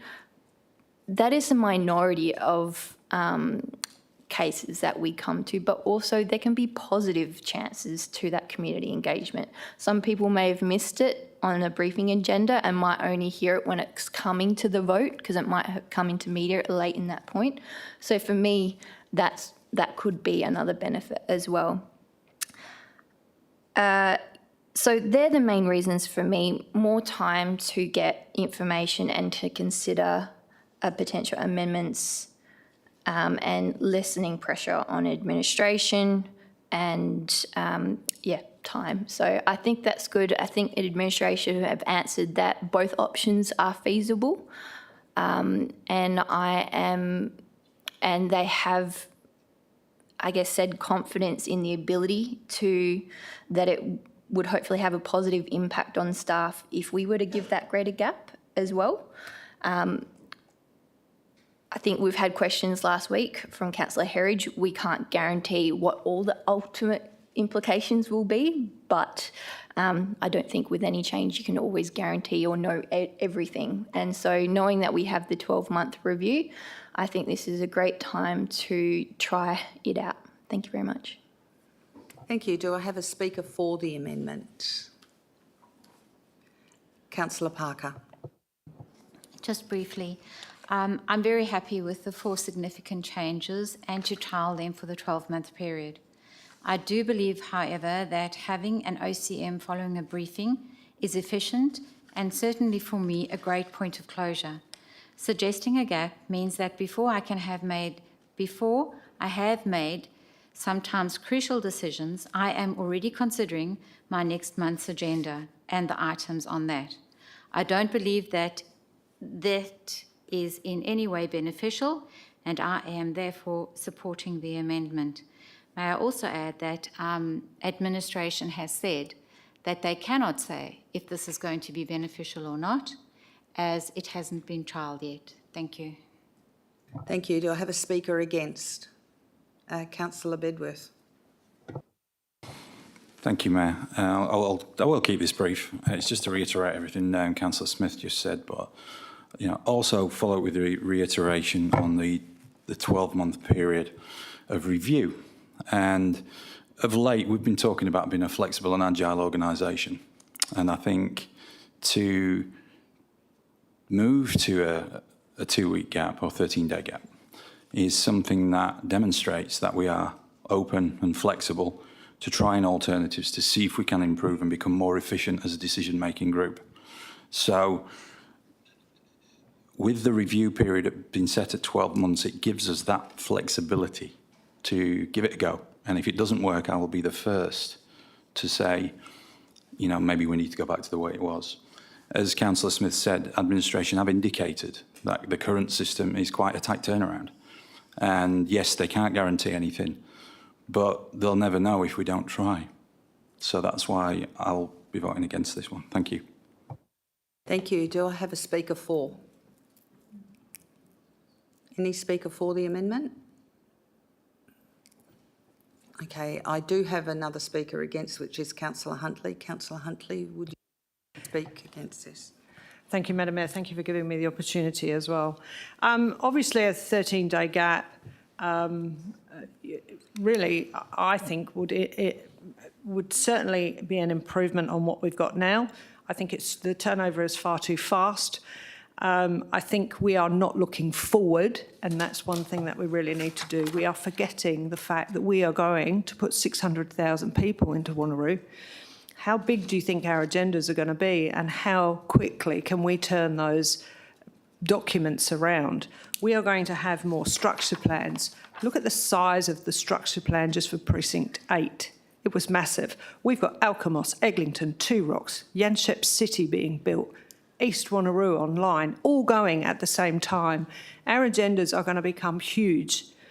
Residents need the time to form questions, and from the briefing to the OCM, it will give them time. Not only that, some of them would like to speak at the OCM or have a question or do so, but they can't because the turnover is so quick, they can't get the time off work. Having that 13-day might give them an opportunity to actually have a bit more time to apply for time off, and that's something we haven't thought about.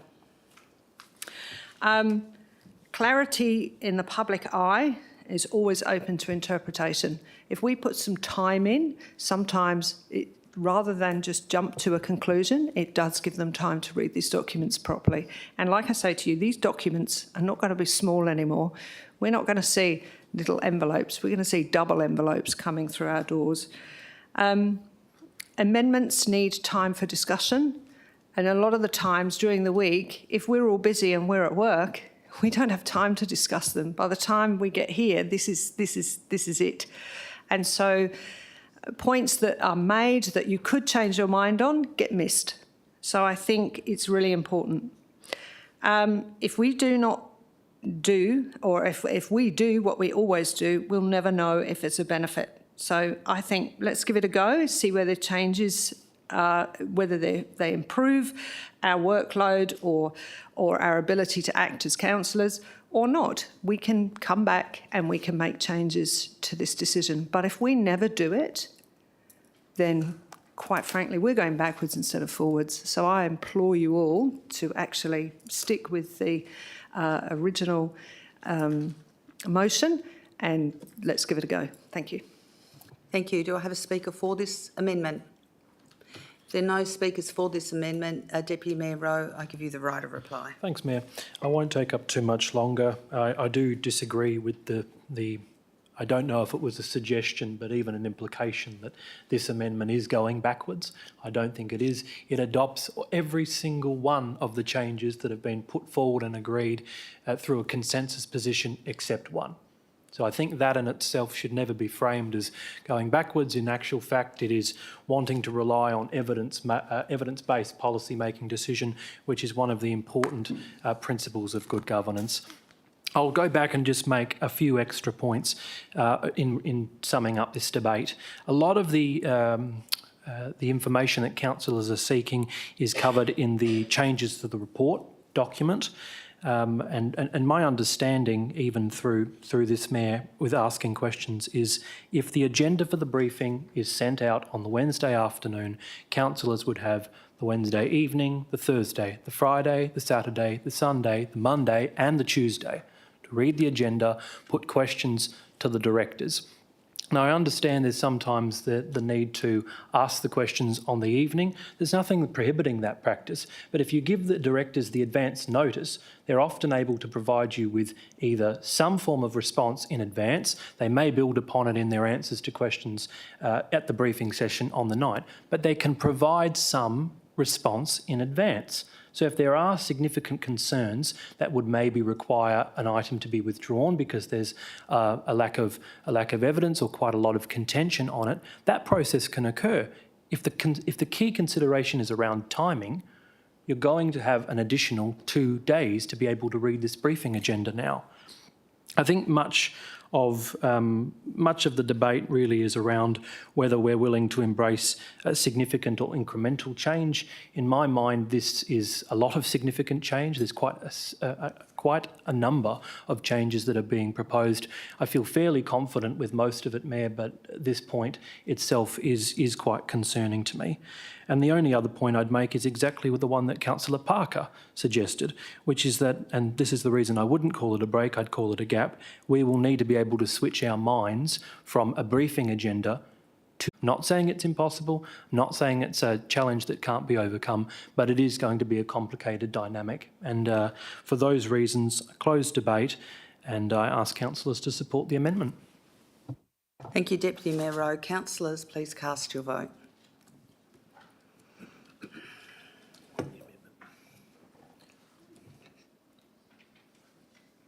And the amendment is lost. Councillors supporting the amendment was myself, Councillor Rowe, Councillor Herridge, Councillor Coetzee, Councillor Figg, Councillor Parker. Those against the amendment was Councillor Seif, Councillor Nguyen, Councillor Huntley, Councillor Bedworth, Councillor Smith, Councillor Berry, Councillor Miles and Councillor Wright.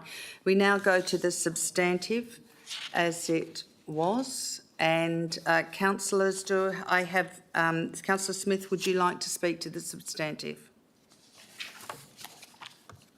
Thank you, Mayor.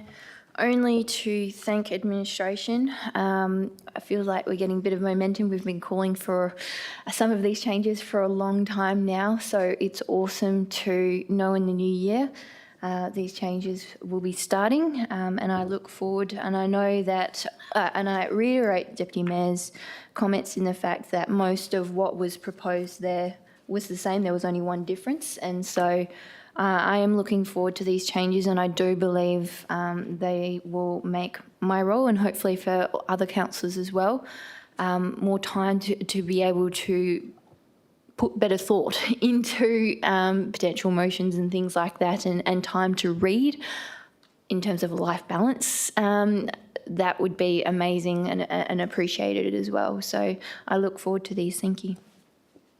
Thank you. Councillor Huntley, would you like to speak to this item? No, thank you, Madam Mayor.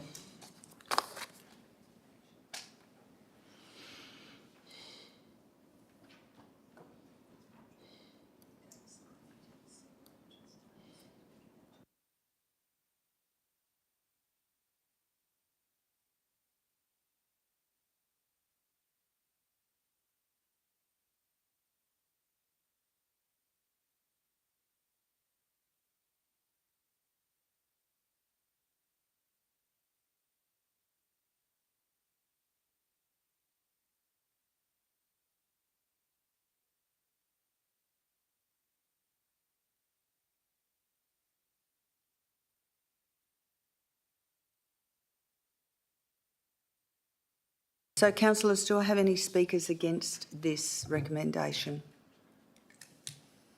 If there are no speakers against this recommendation, councillors ask that you cast your vote.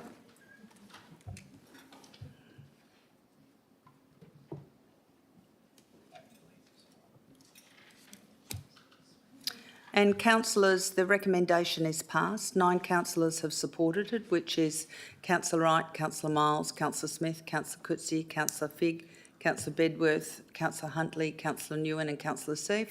4 councillors have not supported it. That is myself, Deputy Mayor Rowe, Councillor Herridge and Councillor Parker. We now move on to the next item on the agenda, which is the Policy Review Committee, CEO2 1124. There is an alternative for this. Do I have a mover and seconder for the substantive? If I have no mover and seconder for the substantive, we will now go to the alternative. Deputy Mayor Rowe. Thank you, Mayor. I believe Councillor Wright indicated he was willing to second the alternative amendment. Thank you, Councillor Wright. And Mayor, you're happy for me to introduce it? Yes. Thank you, Mayor. The proposed alternative is threefold. I think the changes are only minor, but we have classified it as an alternative simply because there's 3 of them, and I think for process it's better to do that. The 3 changes themselves, the first is that originally the motion and the report itself referred to meeting a minimum of once with the discretion to meet more as required. In consultation with the administration, I felt that putting at least twice a year with obviously more opportunities was more appropriate, given that sometimes policies will come for a review date in the first half of the year, sometimes in the second half. I don't think that change itself is overly significant. The second change that is being put forward is to allow as many councillors who wish to participate in this policy committee as possible to be involved. Policy making is an essential responsibility of elected members. So this alternative is saying instead of having only 7 delegates and then 7 deputy delegates, if you would like to be on the committee, you can do so without necessarily being voted down because there's more nominations than positions available. It's trying to be inclusive of all, which is what we're ultimately encouraged to do. And then the final thing is that it gives this policy committee the delegation it needs to be able to undertake these minor reviews itself without the reports then having to come before the council. Now, the reason that it's been included is if every councillor has the opportunity to be on the committee, it goes without saying that therefore a report does not need to come back to OCM if we're all on that committee. It's certainly the direction of transparency that we're moving towards in tranche 2 of the local government reforms. So it's just trying to get a little bit of a jump on it, as we don't know when all of those changes will take effect, as the parliamentary sitting calendar is coming to a close quite quickly. So as much as there's 3 changes, I do believe they're all appropriate and minor in nature. So I put forward the alternative. Thank you. Councillor Wright, would you like to speak to this item? Thank you, Mayor, and thank Deputy Mayor Rowe for bringing this alternative to council. I wasn't planning to speak on this item, but the only suggestion that I wanted to add, and obviously with the blessing of Deputy Mayor Rowe, was to retain in the tracked changes unless requested by council under the aims and functions, just so if there is a policy that does come up that needs to be further workshopped and then referred to a forum or an OCM, we're not locking that option out. So if we do need to use that committee to be able to do some workshopping or anything like that, sometimes we may get that one policy that comes up. We may not have enough time in a forum, but we may be able to do it in a committee and do some further workshopping and then refer it to a full council or an OCM, a full forum or an OCM. So the changes are to keep in unless requested by council, which is in the tracked changes that's been circulated to us. The last 4 words.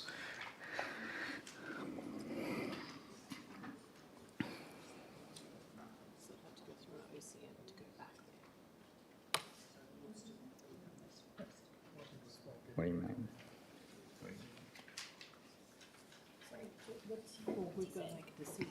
Yeah, I was trying to follow it up there. It's not up there, is it?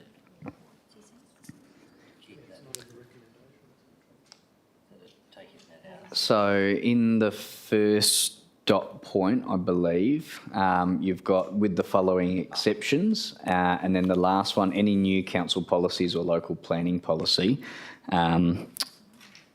if unless requested by council, is put in there, it enables us to keep in line with the recommendation, because obviously we can't do any major revisions, but it can be used as a workshopping forum and then refer back to an OCM. So it's just not locking us out if we do need to use that committee to do some workshopping, but it's still aligned with the exception of not doing any major revisions. Deputy Mayor Rowe, are you happy with that adjustment? Subject to hearing the executive's thoughts.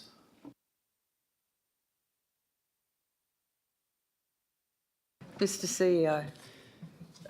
If I can be honest with you, Deputy Mayor, I've actually been madly going through finding out if this motion goes through how it affects the next 2 items. I guess I haven't had time to consider this. It's sort of come up, and I'm just wondering in terms of the policy that we've just adopted around forums and those sorts of things, and talking about new policies going to forum, if this particular clause would be in conflict with with that particular policy. That's the only thing that I'm unsure of, and I'd probably need a bit of time to have a look at both to work out whether that's the case. With that comment, Mr. C, I'm happy to withdraw that and pursue the amendment, the alternative as is, and obviously that could be considered for the next review. Thank you. Thank you. And you've spoken to this item, haven't you, Councillor Wright? Any speakers against the alternative? Yes, Councillor Nguyen. Can you give examples of what is considered a major revision of an existing policy? Mr. CEO. Thank you, Mayor. Thank you, Councillor Nguyen, for the question. Not quite sure where that noise came from. When we've workshopped this particular policies development, we've been talking about is going back and almost reworking a policy from scratch. So although it is a policy review, it looks substantially different after the review than what it did when you began, as opposed to minor reviews. And if I look back to, I guess, this notice of motion when it first came forward, it was about these minor reviews of policies that are coming to council that almost no changes, a couple of minor tweaks. This committee would be able to deal with those quite effectively and efficiently. Do you have another question, Councillor Nguyen? I do. And who determines whether that is a major or a minor revision? Is it the council? Is it the legal officer? Is there a definition for that? Because my concern is if there are changes to the existing policy that the general public don't know about or aware of, how would they find out if that was the case? If there was, would you consider minor amendments?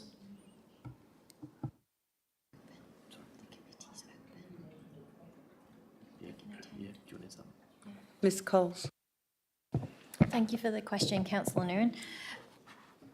If Council gives the Policy Committee delegation, then the committee has to be open to the public. You have to provide provision for public question time. So there is an opportunity for the community to attend the meeting and ask questions and listen to the debate and discussion. Thank you. Any other questions? Councillor Nguyen. Yes, sir. I had the other question. Who determines what's considered major or minor revision?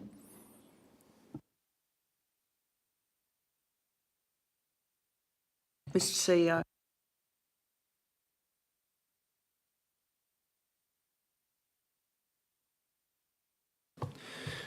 Thank you for the question, Councillor Nguyen.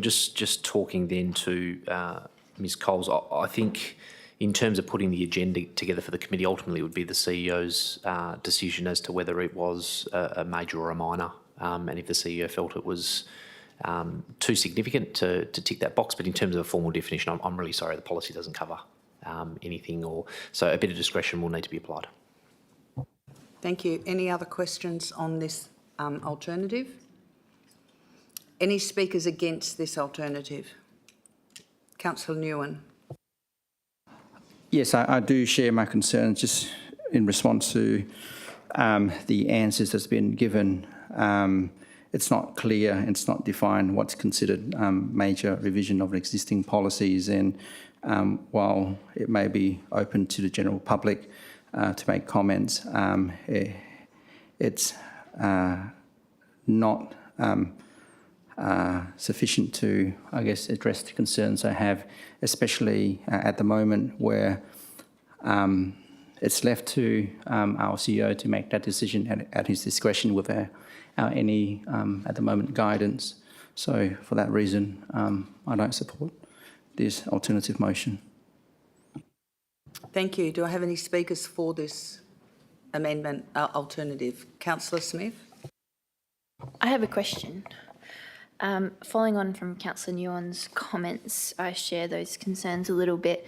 So if the question is, I guess, to the CEO, if there was a policy that had been delegated, thought of as minor, and then during the case of a workshop on that, significant changes were to be proposed, once it's there, does the CEO have the ability, or is there any trigger point? I think we need to work out that criteria of how much change is too much change, if that makes sense. So I'm concerned about that criteria and if it could be taken away from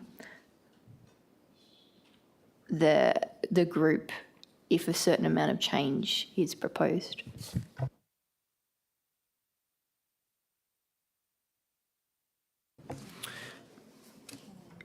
Thank you, Councillor Smith, for your question. Obviously, new committee for the city here. And look, I think any time you adopt a new terms of reference, establish a new committee, there's always going to be some teething issues in terms of these sorts of things that you've raised now. The only thing I can think of, if a committee is considering an item and there were a significant number of amendments or something like that to the policy that sort of went from an item that was minor to something that was considered more substantive, I guess ultimately the committee would have the opportunity to potentially move a procedural motion to defer that to a forum or use the existing standings orders framework in terms of to not proceed with the item any further. So I think there are workarounds. If we do find in going through this process that, or the first round, that there are obviously issues that we have problems with and there are further definitions that are required, as Councillor Nguyen has pointed out, we can certainly review the policy in terms of reference at any time to make sure that it's working in favour of the council. Any other questions on this alternative? Anyone speaking for this alternative? Councillor Miles. Yeah, thank you, Mayor. Just a quick one. Look, I am in support of the proposed alternate. I think it was, council decided to go down this path because we do have a lot of policies that need reviewing on an annual basis, and the idea is to take it offline, give it the delegation, the same as it would for this meeting. All council members under this particular proposal, item 3, all council members, all 15 of us could be on there if you so pleased to. Council members would be able to go along to that meeting and obviously workshop through whatever the policies they have at hand. The whole idea of the committee is to take that policy out of forums and to take the policy out of this meeting, OCM meeting. Most of the policies that we see at the forum and or in this place are minor tweaks. It's modernisation of language. It generally takes out some of the red tape within some of those old policies that were wrote, 10 years ago. This committee is about streamlining us as a council. It was articulated before by, I think, Deputy Mayor, that it was us getting the head on and before the state government starts driving some of these proposals to council to start being a bit more modern in its thinking and its process. This policy does that. It's the first of it, and I think it's a great idea, and I would ask all council members to support it. Thank you. Do I have any speakers against this policy? Okay, we right of reply for Deputy Mayor Rowe, and then we'll go, after we've got the right of reply, we'll ask the councillors that want to be considered on this, and then we will vote to endorse it. And that's all I was going to use my right of reply to say, that it says up to 15, not necessarily 15 automatically. So ultimately it is councillors' personal choice should they wish to nominate for this committee. But under this alternative, I'm pleased that no one will be blocked from being able to participate in an essential role of councillors, which is policy making. So councillors, could you please raise your hand if you want the opportunity to be on this policy committee? Mayor, I do know Councillor Moore wishes to be on it as well. Councillor Moore as well. Okay. Has anyone heard from Councillor Berry? Would Councillor Berry be able to be voted onto it at a later time? Yep. Okay, so Keep your hands up, councillors. Keep your hands up, councillors, so that we can get the names. Put your hand down. Yeah, yes. Oh, I see. Councillor Mayor, what's your name up? Hey, why are they reading that side first? Why not? You've got stronger arms. Is my name up already? Yes, it is.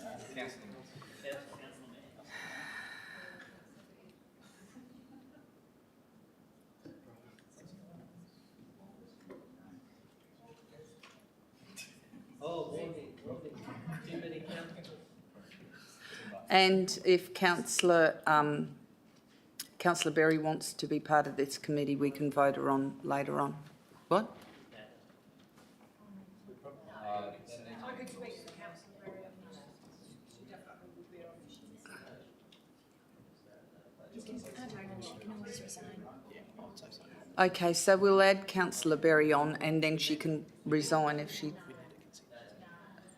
It's hard because we don't have her consent, so therefore we will add her when we have her consent. We can't assume that she will consent to that, okay? So, councillors, we have a mover and seconder. We've closed debate, so councillors, please check that everyone's name that wants to be up there is up there and please cast your vote for this item.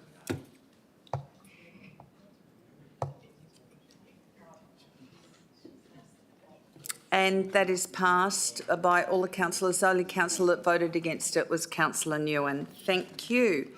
We now go to item CE 03 1124. Do we have a mover and seconder for this item? Yes, I think Ms Coles is going to speak to this. We have to change the resolution. Thank you, and through you, Mayor. There is a memo in your folders in relation to this item. So because the recommendation and alternate has got up in relation to the Policy Review Committee, the Council Policy Framework Policy has to be amended, and we've got the motion to put up on the screen for you on that one.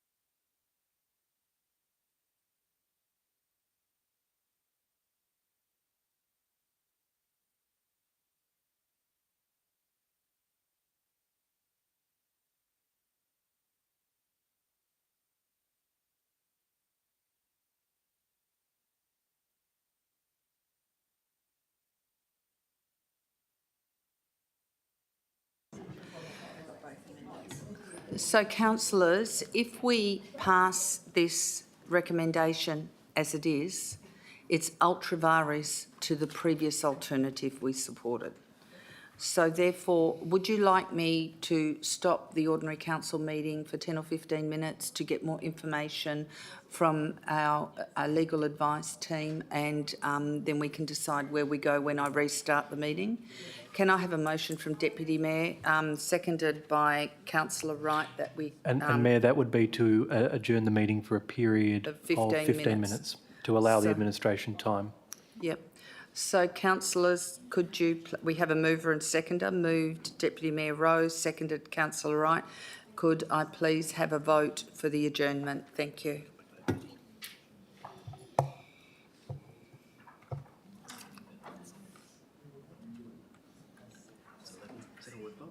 Councillor Nguyen? Thank you. That the adjournment was... who am I missing? Oh, Councillor Cease. Oh, she's gone home. Okay. Okay, so that was passed. Thank you, councillors.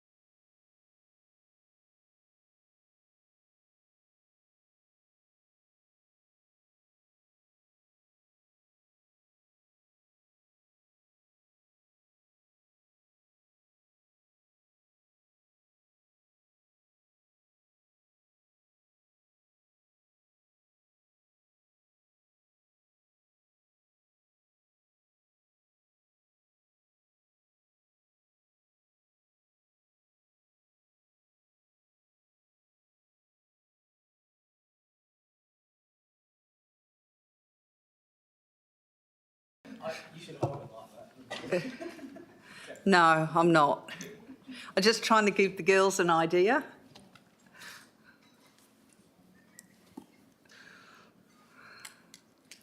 So basically that would be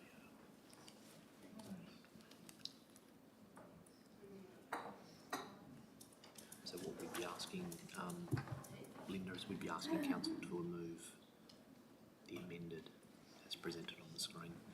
Okay, the meeting is reopened at 8:34 p.m. So, councillors, we are asking that you would move the recommendation. Oh, can we have a mover and seconder to start off with?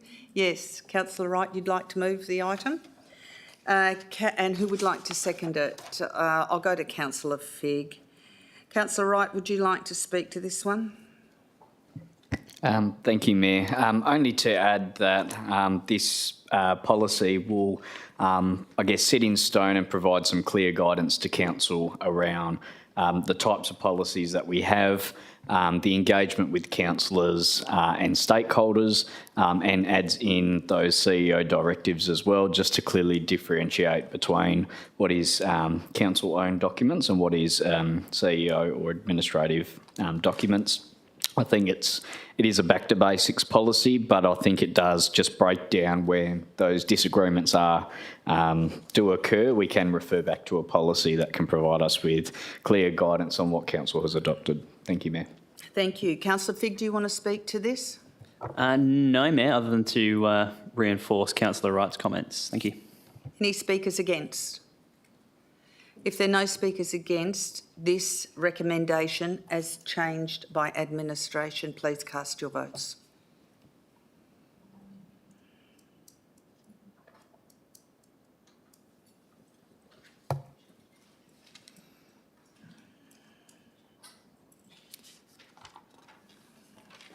And that is passed unanimously. We now go to item CEO 41124, Annual Delegated Authority Review. Do I have a mover and seconder for this as adjusted to include the delegations of committees?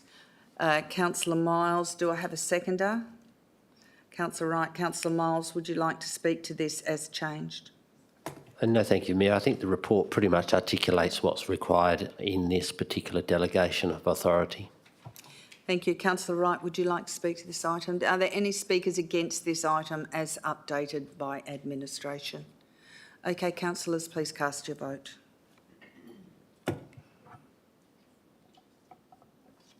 That is passed unanimously. We now go to CEO 51125, the Enterprise Funding Agreement with Core Innovation Hub to continue activation of the Australian Automation and Robotics Precinct. I would like to move this. Do we have a seconder for this? Councillor Miles. Thank you. The Australian Automation and Robotics Precinct is a groundbreaking industry we have in Neerabup, and we are initial partners. We are foundation sponsors for this project. We have worked as a city to make towards this project happening and to facilitate it, and we are excited with its continued growth and development within our city and the potential jobs, local jobs within our city with this precinct. Councillors are asked that you support this and support the future employment of our residents in the city of Wanneroo and future industry. Thank you. Councillor Miles, would you like to speak to this item? Yeah, thank you, Mayor. Just briefly, just to add on to the words that you have already spoken. First of all, I think this is another one of those milestone steps for the city to keep encouraging to have the Innovation Hub expand and grow within the city's boundaries. It is obviously on the world stage, and I have friends that have asked me that are in China even to maybe possibly come over and use parts of that ground as well to articulate some of their robotics that they're trying to do in the mining sector. The other parts of it is I do want to acknowledge the work that Mr Steve Marmion does within the economic development team. They are the ones that drive some of this innovation work within the city, and I support them 100%. Thank you. Thank you. Any speakers against this? Councillor Nguyen. I've got a number of questions in relation to this item, Mayor. So this is obviously an extension of the first year sponsorship agreement. Within that 12 months that we have sponsored this program, do we know exactly what benefit in terms of the amount that's been generated in terms of support? We know there are 12 businesses that participated in the startup program, but I just want to get an idea that we're getting value for money in terms of the sponsorship. And can you sort of give us that, I don't know, insight? Mr. CEO. Thank you, Councillor Nguyen. Unfortunately, Mr Marmion isn't here tonight and he knows his stuff inside out and back to front. However, there was an economic impact assessment that was undertaken for the ARC, and I'm just looking for the numbers within the report. So if someone could point those out. So page 763 at the bottom, but that's the overall impact by 2030, the end of the page there. But I just want to know what that within that year. You're looking, I can't answer that for you, I'm sorry. Okay. Actually, Councillor Nguyen, on page 768, it says a year in review snapshot of the Australian Automation and Robotics Precinct. They have 20 site users, 27% increase in ecosystem members representing industry, innovators and academics and government. 5 open days they've had, 5 demo days with over 150 stakeholders, 15 innovators showcasing the technology being developed and tested across multiple sectors, 730 plus stakeholders, 1,100 followers on LinkedIn, 12 partnerships signed including with foundation, industry, education and collaboration partners including ECU, 10 conferences attended within speaking engagements, and they've got 8 participants or ARP starts within there. We have a company from Texas who's come across and moving their people across for this. This has been groundbreaking and the outcome in the last 12 months has been absolutely amazing. We open the common user area within the next week and that will make it even more. So therefore, if you want evidence, the evidence is sitting there and it's happening and it's growing from strength to strength. And I'm saying this on behalf of Steve Marmion. Do you have any evidence for it growing, Councillor Wright? Yes, page 96 of the confidential report may help, Councillor Nguyen, and 95. Yes, I was more looking at the financial impact, I guess the numbers, rather than those statistics.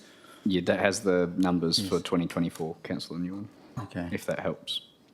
But we can't talk to them in open forum because that's confidential. Are business still able to participate in the program without the city's contribution or sponsorship? Mr. CEO. I'm sure businesses are. We're one of a few contributors to the ARP, and as the Mayor said, we're a foundation sponsor, so we've been supporting it from the very beginning. But businesses deal directly with the Core Innovation Hub to go and test their equipment, so on and so forth, at the particular site. And do we know how much the ARC is actually contributing in addition to our funding to develop this area? That would be confidential. We couldn't discuss that publicly over the air here. That would be confidential. I'd like to speak against this particular item. I think this is an important part that's putting Wanneroo on the map, and I've got no doubt the significant work and impact economically on the region. What I don't agree with is the actual funding component of this item. Bear in mind that this ARC is actually a publicly listed company. It doesn't require the Wanneroo funding to continue promoting the development of local businesses and the purpose for which it's been set up. This amount of money, that's $225,000, covering the 3-year funding, is a lot of money and could be spent in other projects that's much more needed within the city. The ARC don't need this money. It has its own money to develop this project, to develop this area, and there's no reason why we should not allocate this funding to other projects. Again, I like to clarify, I do support this particular project in the city. I just don't support the funding that's been proposed for this purpose. Thank you. Councillor Nguyen, now I know Councillor Wright and Councillor Smith, do you both want to speak for this item? Oh, I'll get the question going then. Councillor Wright. A question of clarification in regards to, I guess, a purpose of the funding sponsorship. Can I clarify that as part of that agreement, it provides or provides opportunity for local businesses to use part of the facility or place? That is correct, Councillor Smith. So as part of the recommendation part 3, it actually outlines the benefits to our local businesses. And one of those in part B is programs and tailored industry events for City of Wanneroo businesses. So there is benefits for our direct businesses, yes. Councillor Wright, would you like to speak to this item? Yeah, thank you, Mayor. I'd like to speak in support of this item for a number of reasons. And as the City's Business and Tourism Chair, there's been a lot of work that group has done, as well as the wider council, with, I guess, making businesses flourish within the City of Wanneroo. And I know councillors around the table will know that majority of our rates do come from businesses that pay quite a high rate compared to residential properties, and they are offsetting residential rates at the moment for residential ratepayers. I also note that this particular precinct is actually worldwide. And I know, for example, the company that I work for, there's no conflict of interest because I don't work in that department, but is being recognised on a global stage to invest in Western Australia, and actually having investors from Japan and China, Sri Lanka, countries in Europe actually put City of Wanneroo on the map. And I think a lot of the work that is being done and the promotion of the City of Wanneroo has been phenomenal. We're on every flyer, we're on every brochure, we're on every commercial that's been done. Any press that's been done, the City of Wanneroo has always been mentioned to increase our brand and profile. I think the other point that I want to add as well is within the City of Wanneroo, we have another 2 or 3 industrial park areas that's going to be built, 2 within the East Wanneroo area and the other one being Neerabup, which is still continuing to grow. We need to be able to create a viable industry hubs that we attract big business to operate in those areas. If we can start drawing them in now for when we have those future industrial park areas grow, like the East Wanneroo one, and also the one in Neerabup, there is huge potential in that area to attract big clients like Amazon, Google, all those ones that are really trying to test technology, and why not do it in the City of Wanneroo? We're a business-friendly local government. We've put in a lot of investment and money, and it is a good thing for ratepayers as it does offset, but also employs local people in the area, and it goes with that whole philosophy around circular economy and creating our own economy. So when global events do occur, as we go into a unstable VUCA world, I should say,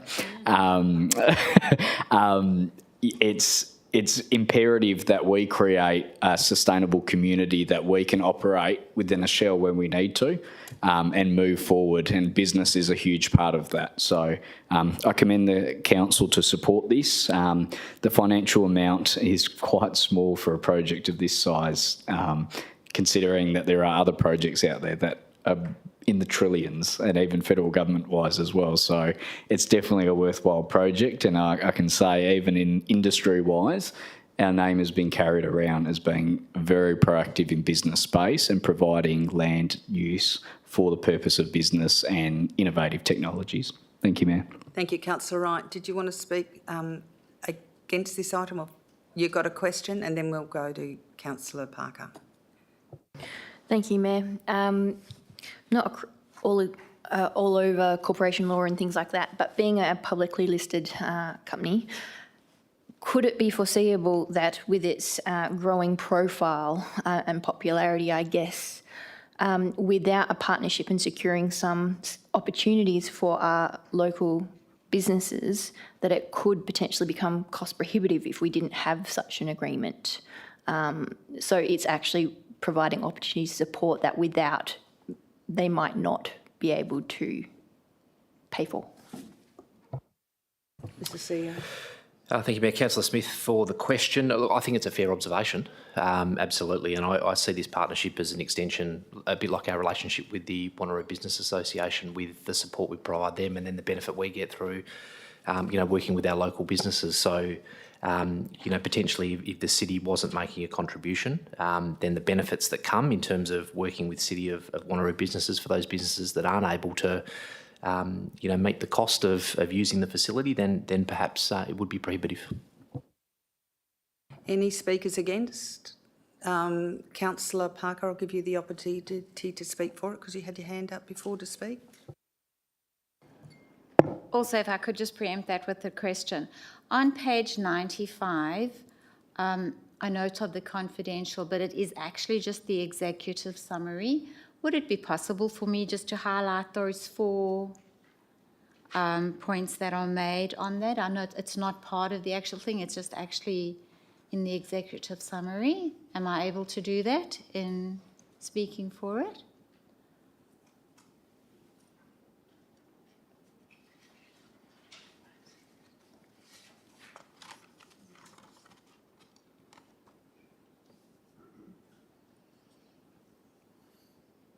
No, we can't. We would have to clarify, and there's not time to do that. But yeah, if you would like to speak for the item, that'd be good, but not read that out. Yeah. All right, I'm just going to be speaking for it. Sorry, so that was the question. Thanks. Councillor Seif. Thank you, Madam Mayor. I would like to speak for it, but I can't, so I'll put it as a question. The ARP is a huge opportunity for the City of Wanneroo and for innovation for Western Australia as a whole. Goes far beyond just the mining and exploration industries. And I have had other conversations with people who have been involved with the ARP, and having formerly been involved in the innovation industry myself, my question is, according to my understanding, something like the ARP, which is a huge open space, should the City of Wanneroo miss out on the opportunity to attract the private sector to this space, and $250,000 investment to me for this project is minimal, should the City of Wanneroo miss out on that opportunity, a great big open space is easily replicatable for other local governments or other areas.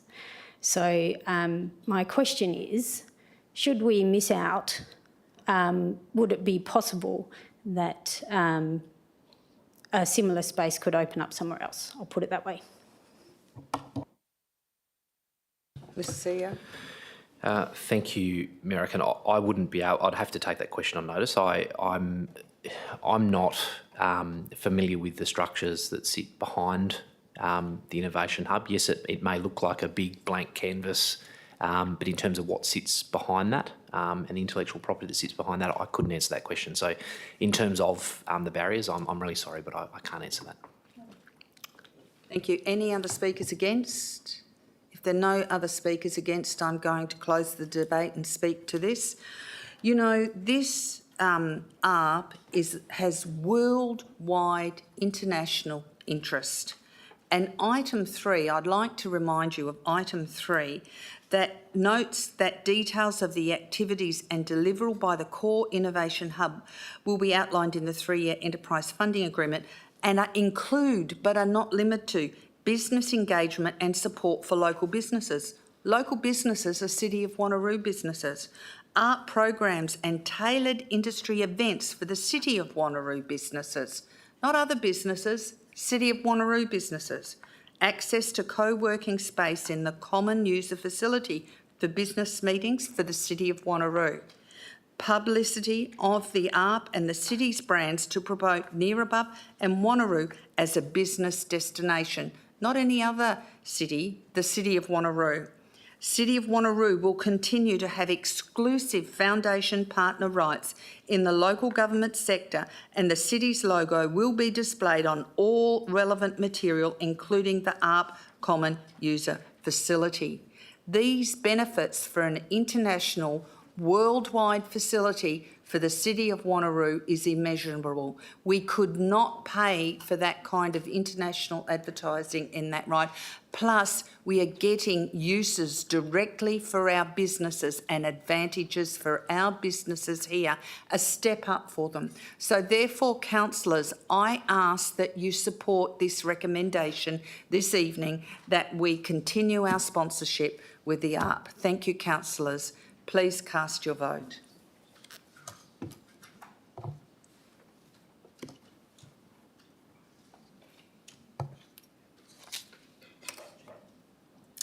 And the recommendation is passed with one councillor not supporting it, and that is Councillor Nguyen. We now go to item 5, motions on notice, which is we go to MN01 1124, Councillor Bedworth, changing places, Clarkson Town Centre. Councillor Bedworth, would you like to speak to that item? Thank you, Mayor. Oh, I'm Would you be seconding it, seconding by the way. Yes, sorry, councillors, I forgot to put that in there. Thank you. Thank you, councillors. As we know, changing places facilities are specifically designed to meet the requirements of individuals with high support needs. Unlike standard toilets, these facilities include features such as height-adjustable, adult-sized changing tables, ceiling track hoists, and additional space for carers to assist individuals comfortably and with dignity. These facilities are essential for ensuring that people with disabilities and their carers can access public spaces with the same ease and, again, dignity as everyone else and not be further marginalised, excluded and forgotten about. Clarkson Town Centre is a vibrant hub of activity, attracting a diverse range of visitors. By installing a changing places facilities there, we not only cater to the needs of our current residents, but also make our town centre more welcoming for visitors from all walks of life and from different areas. This initiative even aligns perfectly with our commitment to inclusivity and accessibility. It's not just about compliance with regulations, it's about demonstrating our dedication as a council and a city to a community where everybody feels valued and supported. Moreover, the presence of a changing places facility will enhance community engagement. Families with members who have high support needs will be more likely to visit and participate in our local events and activities because they have somewhere that they can change these people should they need to. Local businesses will benefit from the increased foot traffic, and the town centre will become a beacon of inclusivity, setting a standard for other communities to follow. We're fortunate that the Australian government provides some substantial funding for such initiatives, covering up to half of the total build cost.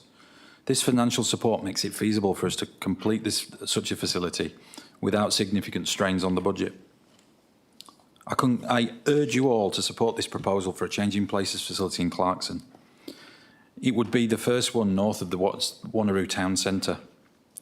The initiative represents more than just a construction project. It's a testament to our commitment to creating a community where everyone, regardless of their support needs, can live with dignity and participate fully in our public life that we take for granted.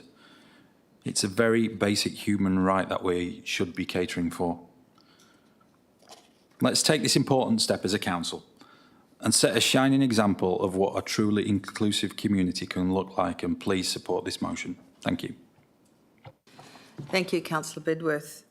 You know, disability access and inclusion is one of the core things we do within our city. We are really mindful of it, and part of that was with Councillor Wright's motion on notice for disability access mapping. And where they've done it in Kalgoorlie, but I think we're the first council in Western Australia to start working towards disability mapping for our community. And this changing places is another thing that is part of our disability project. You know, how would it be if you're disabled and you need to be within a certain area to change, or you can't visit?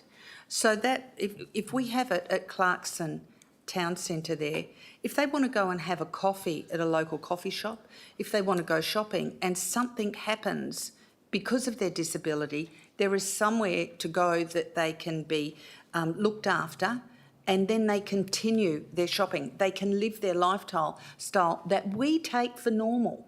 We take for granted that we just go to the shops and we don't have to worry about it. But people with disability access issues, they have to be mindful of every single place they go.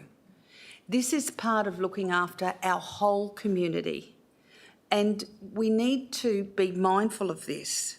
So therefore, councillors, I ask that you support this motion on notice to enable more of our community to be able to enjoy our community and not be isolated within their homes because they haven't got facilities when they go for a coffee, when they go to go clothes shopping, when they just want to browse and they want to spend time with their family who might not have disability issues, but it prevents family celebrations, going out for a meal at with the family at Clarkson to celebrate a birthday or something like that if you have a changing places there.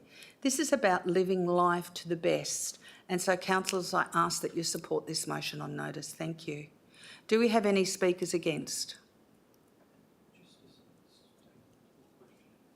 Yes, Deputy Mayor Rowe. It's not really a question, Mayor, but I remembered that Councillor Berry notified me last week that she knew she wouldn't be in attendance, and she did ask me to put on the record her full endorsement of her ward councillor's comments. So I just wanted to make that note. Thank you. So we'll go back. Any speakers against? If there are no, yes, a question, Councillor Herridge. Thank you, Mayor. So I don't disagree in this at all. I think it's a great idea. Just a question though. I'm sure I've read within the report or somewhere that we have not yet identified a space. Is it that Councillor Bedworth is bringing us a space that we have not identified yet that he has? Or what is the actual intention of the report? So if, do you want to read your recommendation out, Councillor Bedworth? Yeah, I can do. The first recommendation requests that the CEO undertake a needs and feasibility study for a changing place facility in Clarkson, inclusive of recommending a suitable location. We have some city infrastructure up there that may or may not be suitable, and it's to assess which of those is best placed. Thank you. Any other questions? And any speakers against? If there are no speakers against, would you like the right of reply, Councillor Bedworth, or should we go straight to the vote? Councillors, we'll go straight to the vote on this. Thank you.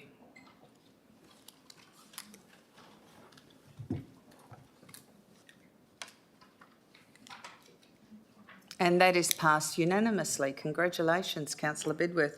You now have a second one here, which is MN01 1124, a plan for a waste transfer station. Do I have a seconder for this one? Councillor Miles. Councillor Bedworth, would you like to speak to this item? Sorry, Mayor, if we may do a declaration of interest. Oh, are you seconding it as well, Councillor Miles, or you just want to do the declaration? Both. Okay, go ahead with your declaration, Councillor Miles.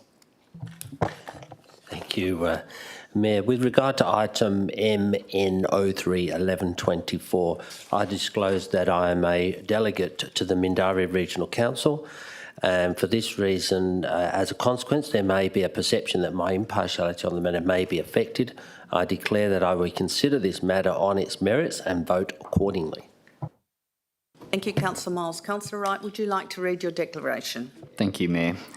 With regard to item MN03 1124, Councillor Bedworth plan for a waste transfer station, I disclose that I am the MRC delegate for the City of Wanneroo. As a consequence, there may be a perception that my impartiality on the matter may be affected. I declare that I will consider this matter on its merits and vote accordingly. Thank you. Thank you. Councillor Bedworth, would you like to speak to this item? Thank you, Mayor. I'm conscious of the time. I'm conscious of the fact that I put quite a bit of detail into this report anyway, so I will not keep you too long. As we all know, the city's experienced significant growth in residential and commercial sectors, which is obviously leading to an increase in waste production. Residual waste collected by the city goes to the Mindarie Regional Council's landfill site at Tamala Park. It's well known that the current waste management facilities at that location is getting to capacity, and so we urgently need to develop new infrastructure to manage our waste efficiently. And part of that is for the city to develop urgently waste transfer station plans in order that we can easily transport this waste to any distant processing facilities that we may choose to go to. As we know, a waste transfer station will be designed and operated with a strong emphasis on sustainability and environmental stewardship. The Tamala Park landfill site, which is one of the largest waste disposal sites in this region, is projected to close by the financial years 28-29. It's not far away. So this impending closure underscores the urgency of establishing alternative waste management solutions to ensure continuity and efficiency in waste handling for the affected communities. As I'm sure most of you are aware, back on the 6th of October, there was a meeting where the community expressed their displeasure and lifestyle differences that are occurring who live local to the Tamala Park landfill site as a result of encroachment of odours from that site as it gets to its end of life. Around 350 people attended and expressed their exasperation at what is essentially an inevitable outcome.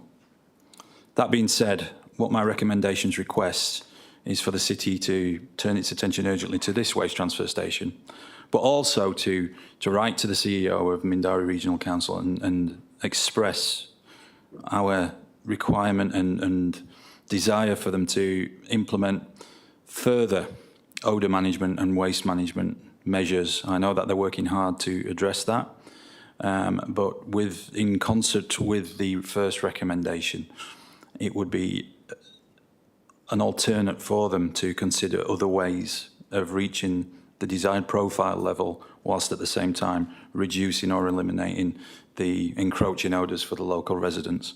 But by supporting this, it's my belief, whilst I understand it's a contentious issue, it's my belief that we are supporting the Mindarie Regional Council in fulfilling their obligations. But furthermore, we're also showing our community that we're listening, they've been heard, and we're doing what we can to assist them. So for that, I ask you to support this motion. Thank you. Thank you. Councillor Miles, would you like to speak to this item? Thank you, Mayor. Just to support Councillor Bedworth in his notice of motion, and it is important for Council to look at this quite seriously. And I know we've all had briefings from our administration in the past weeks and months, but it is getting to a point where the community is frustrated. It hasn't had any direction from any local council, including the MRC itself, and I would like to see this sort of request obviously will be picked up by the local media, I'm sure, and articulated out there that this city, this council does appreciate the concerns of its residents, especially those in and around the Clarkson Mindarie area that are absolutely getting hammered on when the breezes are flowing the wrong way, and they are copping it on those still nights when the odour obviously falls down into their backyards, and it does impact on their daily life. Everybody can say that, oh, well, they bought next to a landfill site. That really doesn't cut it in this day and age. And the other point I would say there, that the 7 member councils, including the City of Wanneroo way back when it was approved, to actually sell that land to those people. So I think there is some sort of recognition that we have to have as the current council to do all we can to progress our red bin rubbish off to another site. But before we can do that, no matter what, we obviously have to have a waste transfer station built within the district, so we can obviously transfer that red bin rubbish onto another site, whether it be waste to energy, another landfill site, or another resource recycling facility, or even a FOGO position. Whatever we do, we have to have the transfer station first. And that's why I was happy to support Councillor Bedworth in supporting his residents within that area. Thank you, Mayor. Thank you, Councillor Miles. Councillor Herridge has a question. Thank you, Mayor. I've just noted in the administration comment that we are possibly having a report come to us for this in December. Does this mean we'll be getting a second report in February? Mr Singh. Thank you, Mayor. If December report is ready and endorsed by Council, there will be no need for further unless there is a change or an update after that. Councillor Herridge. So, with all due respect, this is then mute. Mr Singh. Sorry, Mayor, I didn't get the second part of the question. Councillor Herridge. So it negates it. Yes, through the Mayor, if we bring a report to Council in December and is endorsed, the recommendations are endorsed, then there will be no need for briefing note. Councillor Herridge. So one last one, if I can, Mayor. Can we further explain what further management measures are? I would believe that they'd already be undertaking some measures, being lived opposite a landfill site for the last 20 years. I'm sure they're already doing some at this site. Is there something further that they actually can be doing? Mr Singh. Yeah, thank you, Mayor. Without going into the details of the confidential strategic briefing which the CEO of MRC gave, they are exploring other measures. They have to consult with DWER, Department of Water and Environmental Regulation, that what else they can do to manage the odors and smells from the site. That may include the leachate treatment, that may include how they place waste on the edge of the slopes at the moment, how they cover, how quickly they can cover. All those sorts of things they are exploring, and they'll be seeking direction from DWER before they can implement that. There are some of the measures potentially they can do. Thank you. Any speakers against? Councillor Parker. Yes, so basically just against for the same reasons that Councillor Herridge is. I feel that administration is progressing a report to Council in December, which I'm pretty confident that we're going to get. And I also note that the Mindarie Regional Council is in the throes of implementing measures to minimise the odours, which I have heard from some of the residents that have actually been speaking to the CEO at Mindarie as well. So I'm confident that there are things that are being done at the moment, and that actually does, sorry, Councillor Bedworth, but make this redundant. Thank you. Speaker for the item. Councillor Nguyen, question. Just a question. Can you just clarify that even without this recommendation, administration is already taking steps in line with the 2 recommendations? Is that what I'm hearing? Mr Singh. In respect of the first recommendation, Council members have received updates on the work which administration is doing. The last update we provided was that we are intending to prepare a report for December Council meeting. We, at the moment, are awaiting final confirmation from the consultants on the a proposed waste transfer station within the city of Wanneroo. So once we get that one, we are hoping that we will be able to present the report to Council in December. That's the first one. Regarding the second one, obviously, this is what we understand from MRC, that they are working, but we don't have the exact details what they will implement. So that's the difference between the second one. Do you have another question? I don't, but could we I think this is a typo in the word request in the first recommendation, but could we split the two recommendations? So you would like to vote on each item separately? Councillor Bedworth, are you happy to split and we do 2 votes, 1 on each recommendation?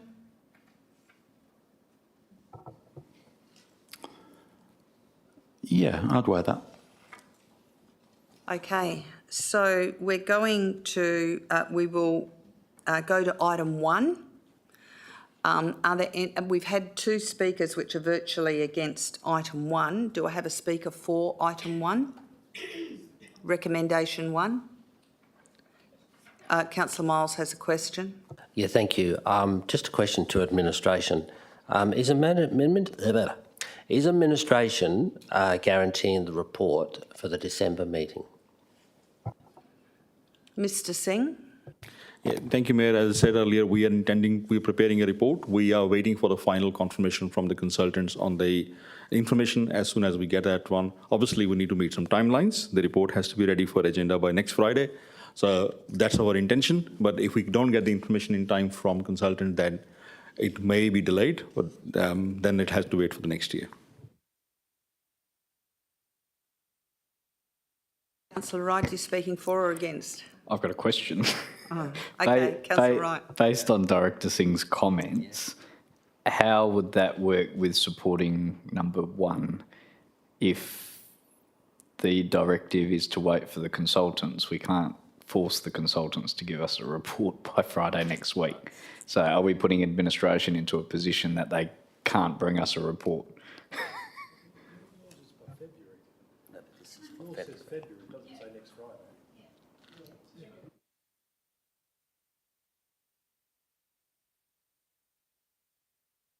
So Mr. Singh is talking about a report to Council with details from the consultant. Councillor Bedworth is talking about having a briefing note by February 25, which if we don't get the report next week, we will at least have some report to us. If we don't accept this, we don't have a briefing report, and if that falls over, we're not sure when we'll actually get that next on the agenda. Is that where the difference is between the 2 comments, councillors? Is that correct? Okay. Yeah, so we're looking forward to that report in December, but if it's not there, we want a briefing report by February, so we're covering our whatevers. Mayor, we are working hard to bring a report to Council. I know, you work really, really hard, mate. Okay, so do I have item 1, do I have a speaker against item 1? Speaker for item 1? Would you like the right of reply to recommendation 1, Councillor Bedworth? Thank you, Mayor. Yeah, very briefly, I know Mr. Singh is working hard in all things waste, but recommendation 1 actually gives some certainty about a timeline. It's a line in the sand. Should Mr. Singh's team not be able to produce something for December, they now realise that there's a timeline on it for our awareness, nothing more. Thank you. Councillors, you may now cast your vote on recommendation 1.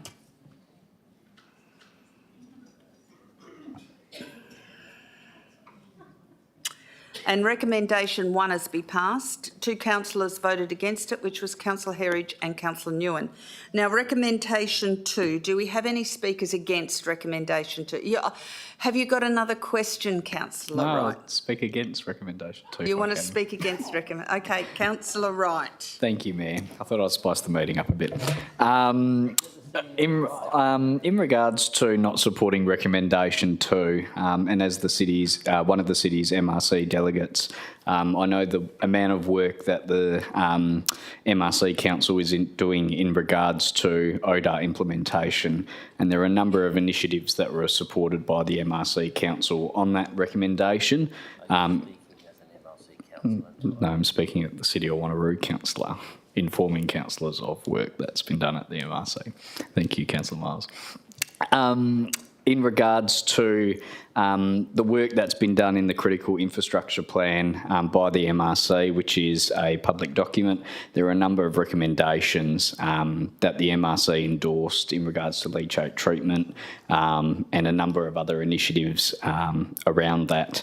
Action is being taken, but I do note that residents are still feeling the pinch and will continue to feel the pinch for quite a while. And I want to stress that enough, that even if whatever happens within the next year, odour will still continue from the site while these odour implementations are carried out. It's not a quick fix. Residents won't see any improvements, dramatic improvements, over the next 1 to 2 years. I'm happy to put that on the record. There will be small changes that will be able to happen, but as the site is coming close to being closed, there's a certain profile that needs to be made, and I think that won't be able to be achieved with trying to rush solutions through that require a lot more work and effort to be properly done to eliminate odour altogether. And there's evidence behind that through other landfill sites around Australia that odour just doesn't disappear after covering it up or implementing a suction solution, whatever it is. It still continues and it will fade over time, but the MRC is doing work and it has very loudly heard the City of Wanneroo and City of Joondalups concerns. I just thought I would enlighten the rest of Council, because I know councillors around this table, as much as Councillor Miles and I like to provide updates to councillors, we know that you're obviously not privy to all the information that we receive. Thank you, Mayor. Thank you, Councillor Wright. I would like to speak for this. The reason is, even though it's MRC's responsibility to fix this up, it is our residents that are suffering.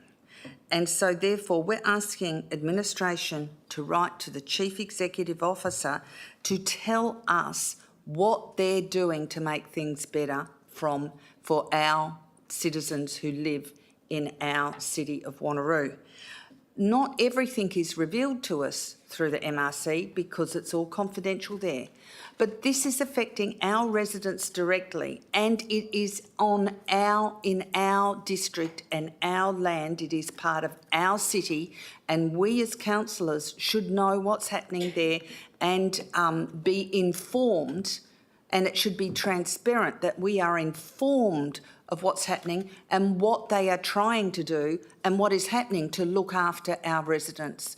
So therefore, councillors, I ask that you support item 2 of this motion on notice from Councillor Bedworth. Is there anyone to speak against it? Yes, Deputy Mayor Wright. A question that will hopefully highlight a statement. The good councillor has asked for a letter to be written advocating on behalf of our residents. That's the essence of this recommendation. Thank you. Okay, would you like the right of reply? Because we've gone on about this for a while. Would you like the right of... Yes, very quickly. Thank you, Mayor. I will keep it very brief. Look, recommendation 2 in no way, shape or form casts any aspersion on the work that MRC are doing over there. What we're asking is, like the Mayor's rightly pointed out, is to be brought into the fold as to what they're doing in regards to the current problem of odours, but the future problem of odours. You know, we don't necessarily, or they don't necessarily need to keep adding to the odours. You know, we want to know what's going on to expedite the closure and completing that profile.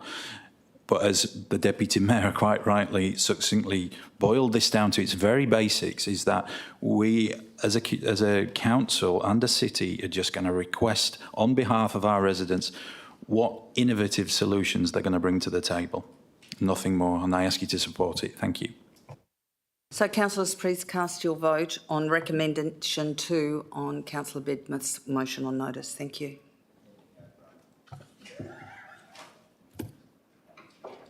And it's passed unanimously. We now go to confidential.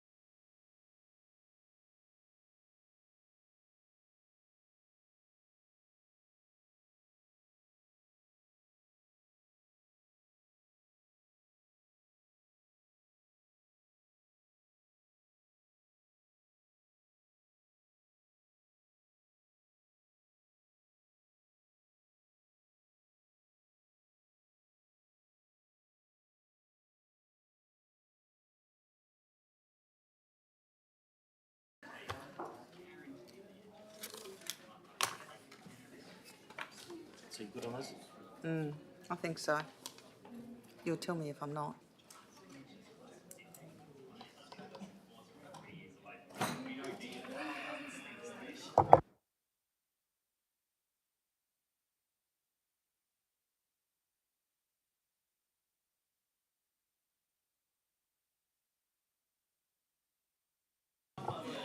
Thank you, councillors. Item 11, confidential. Item CRO 1 1124, Alkimos Regional Open Space High Performance Facility Proposal that council endorses administration to progress with the recommendations of the report succession. That was passed unanimously. Item CRO 2 1124, acquisition of land from Lot 5326 Nangara Road, Lansdale, for the widening of Nangara Road.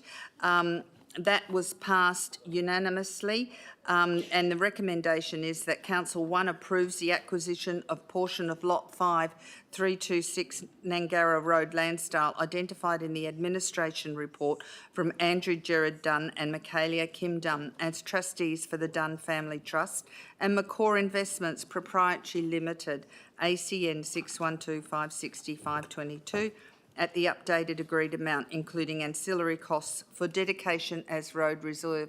We're not quite finished yet, councillors. Item 2 notes the acquisition amount in relation to item 1 above has been updated from the terms resolved by council at the ordinary council meeting on the 16th of May 2023, CRO 1523. 3, authorises A, the Chief Executive Officer or nominee of the Chief Executive Officer to negotiate terms, execute all documentation and comply with all applicable legislation in relation to item 1 above, and B, the Chief Executive Officer to execute the contract of sale and any other associated documentation between the City and Andrew Gerard Dunn and Michaelia Kim Dunn as trustees for the Dunn Tramley Fund, and McCaw Investments Proprietary Limited, ACN 612-560-522, to effect item 1 above, and 4, approves by absolute majority the amendment to the 2024-25 operational budget for the proposed expenditure described in the administration report, acquisition price plus ancillary costs, to be funded from the Town Planning Scheme number 5 funds. And we now go to item CRO 3 1124, which is the 2024 bulk waste collection service, and the recommendation is that council endorses the recommendations as contained under recommendation for council's consideration heading in this report, and 2, authorises the Chief Executive Officer to release the recommendations for council's consideration after the communication plan on this matter is implemented, and I believe that was passed unanimously. And so therefore the date of the next meeting is the 3rd of December 2024, to be held at council chambers. It will be an ordinary briefing session, 23 Dundebar Road, Wanneroo, and I declare the meeting closed, and I need the exact time. My watch has gone off. Is anyone? It's actually 21, I can see it's 21 minutes past 10. Thank you, councillors. That was 20 minutes.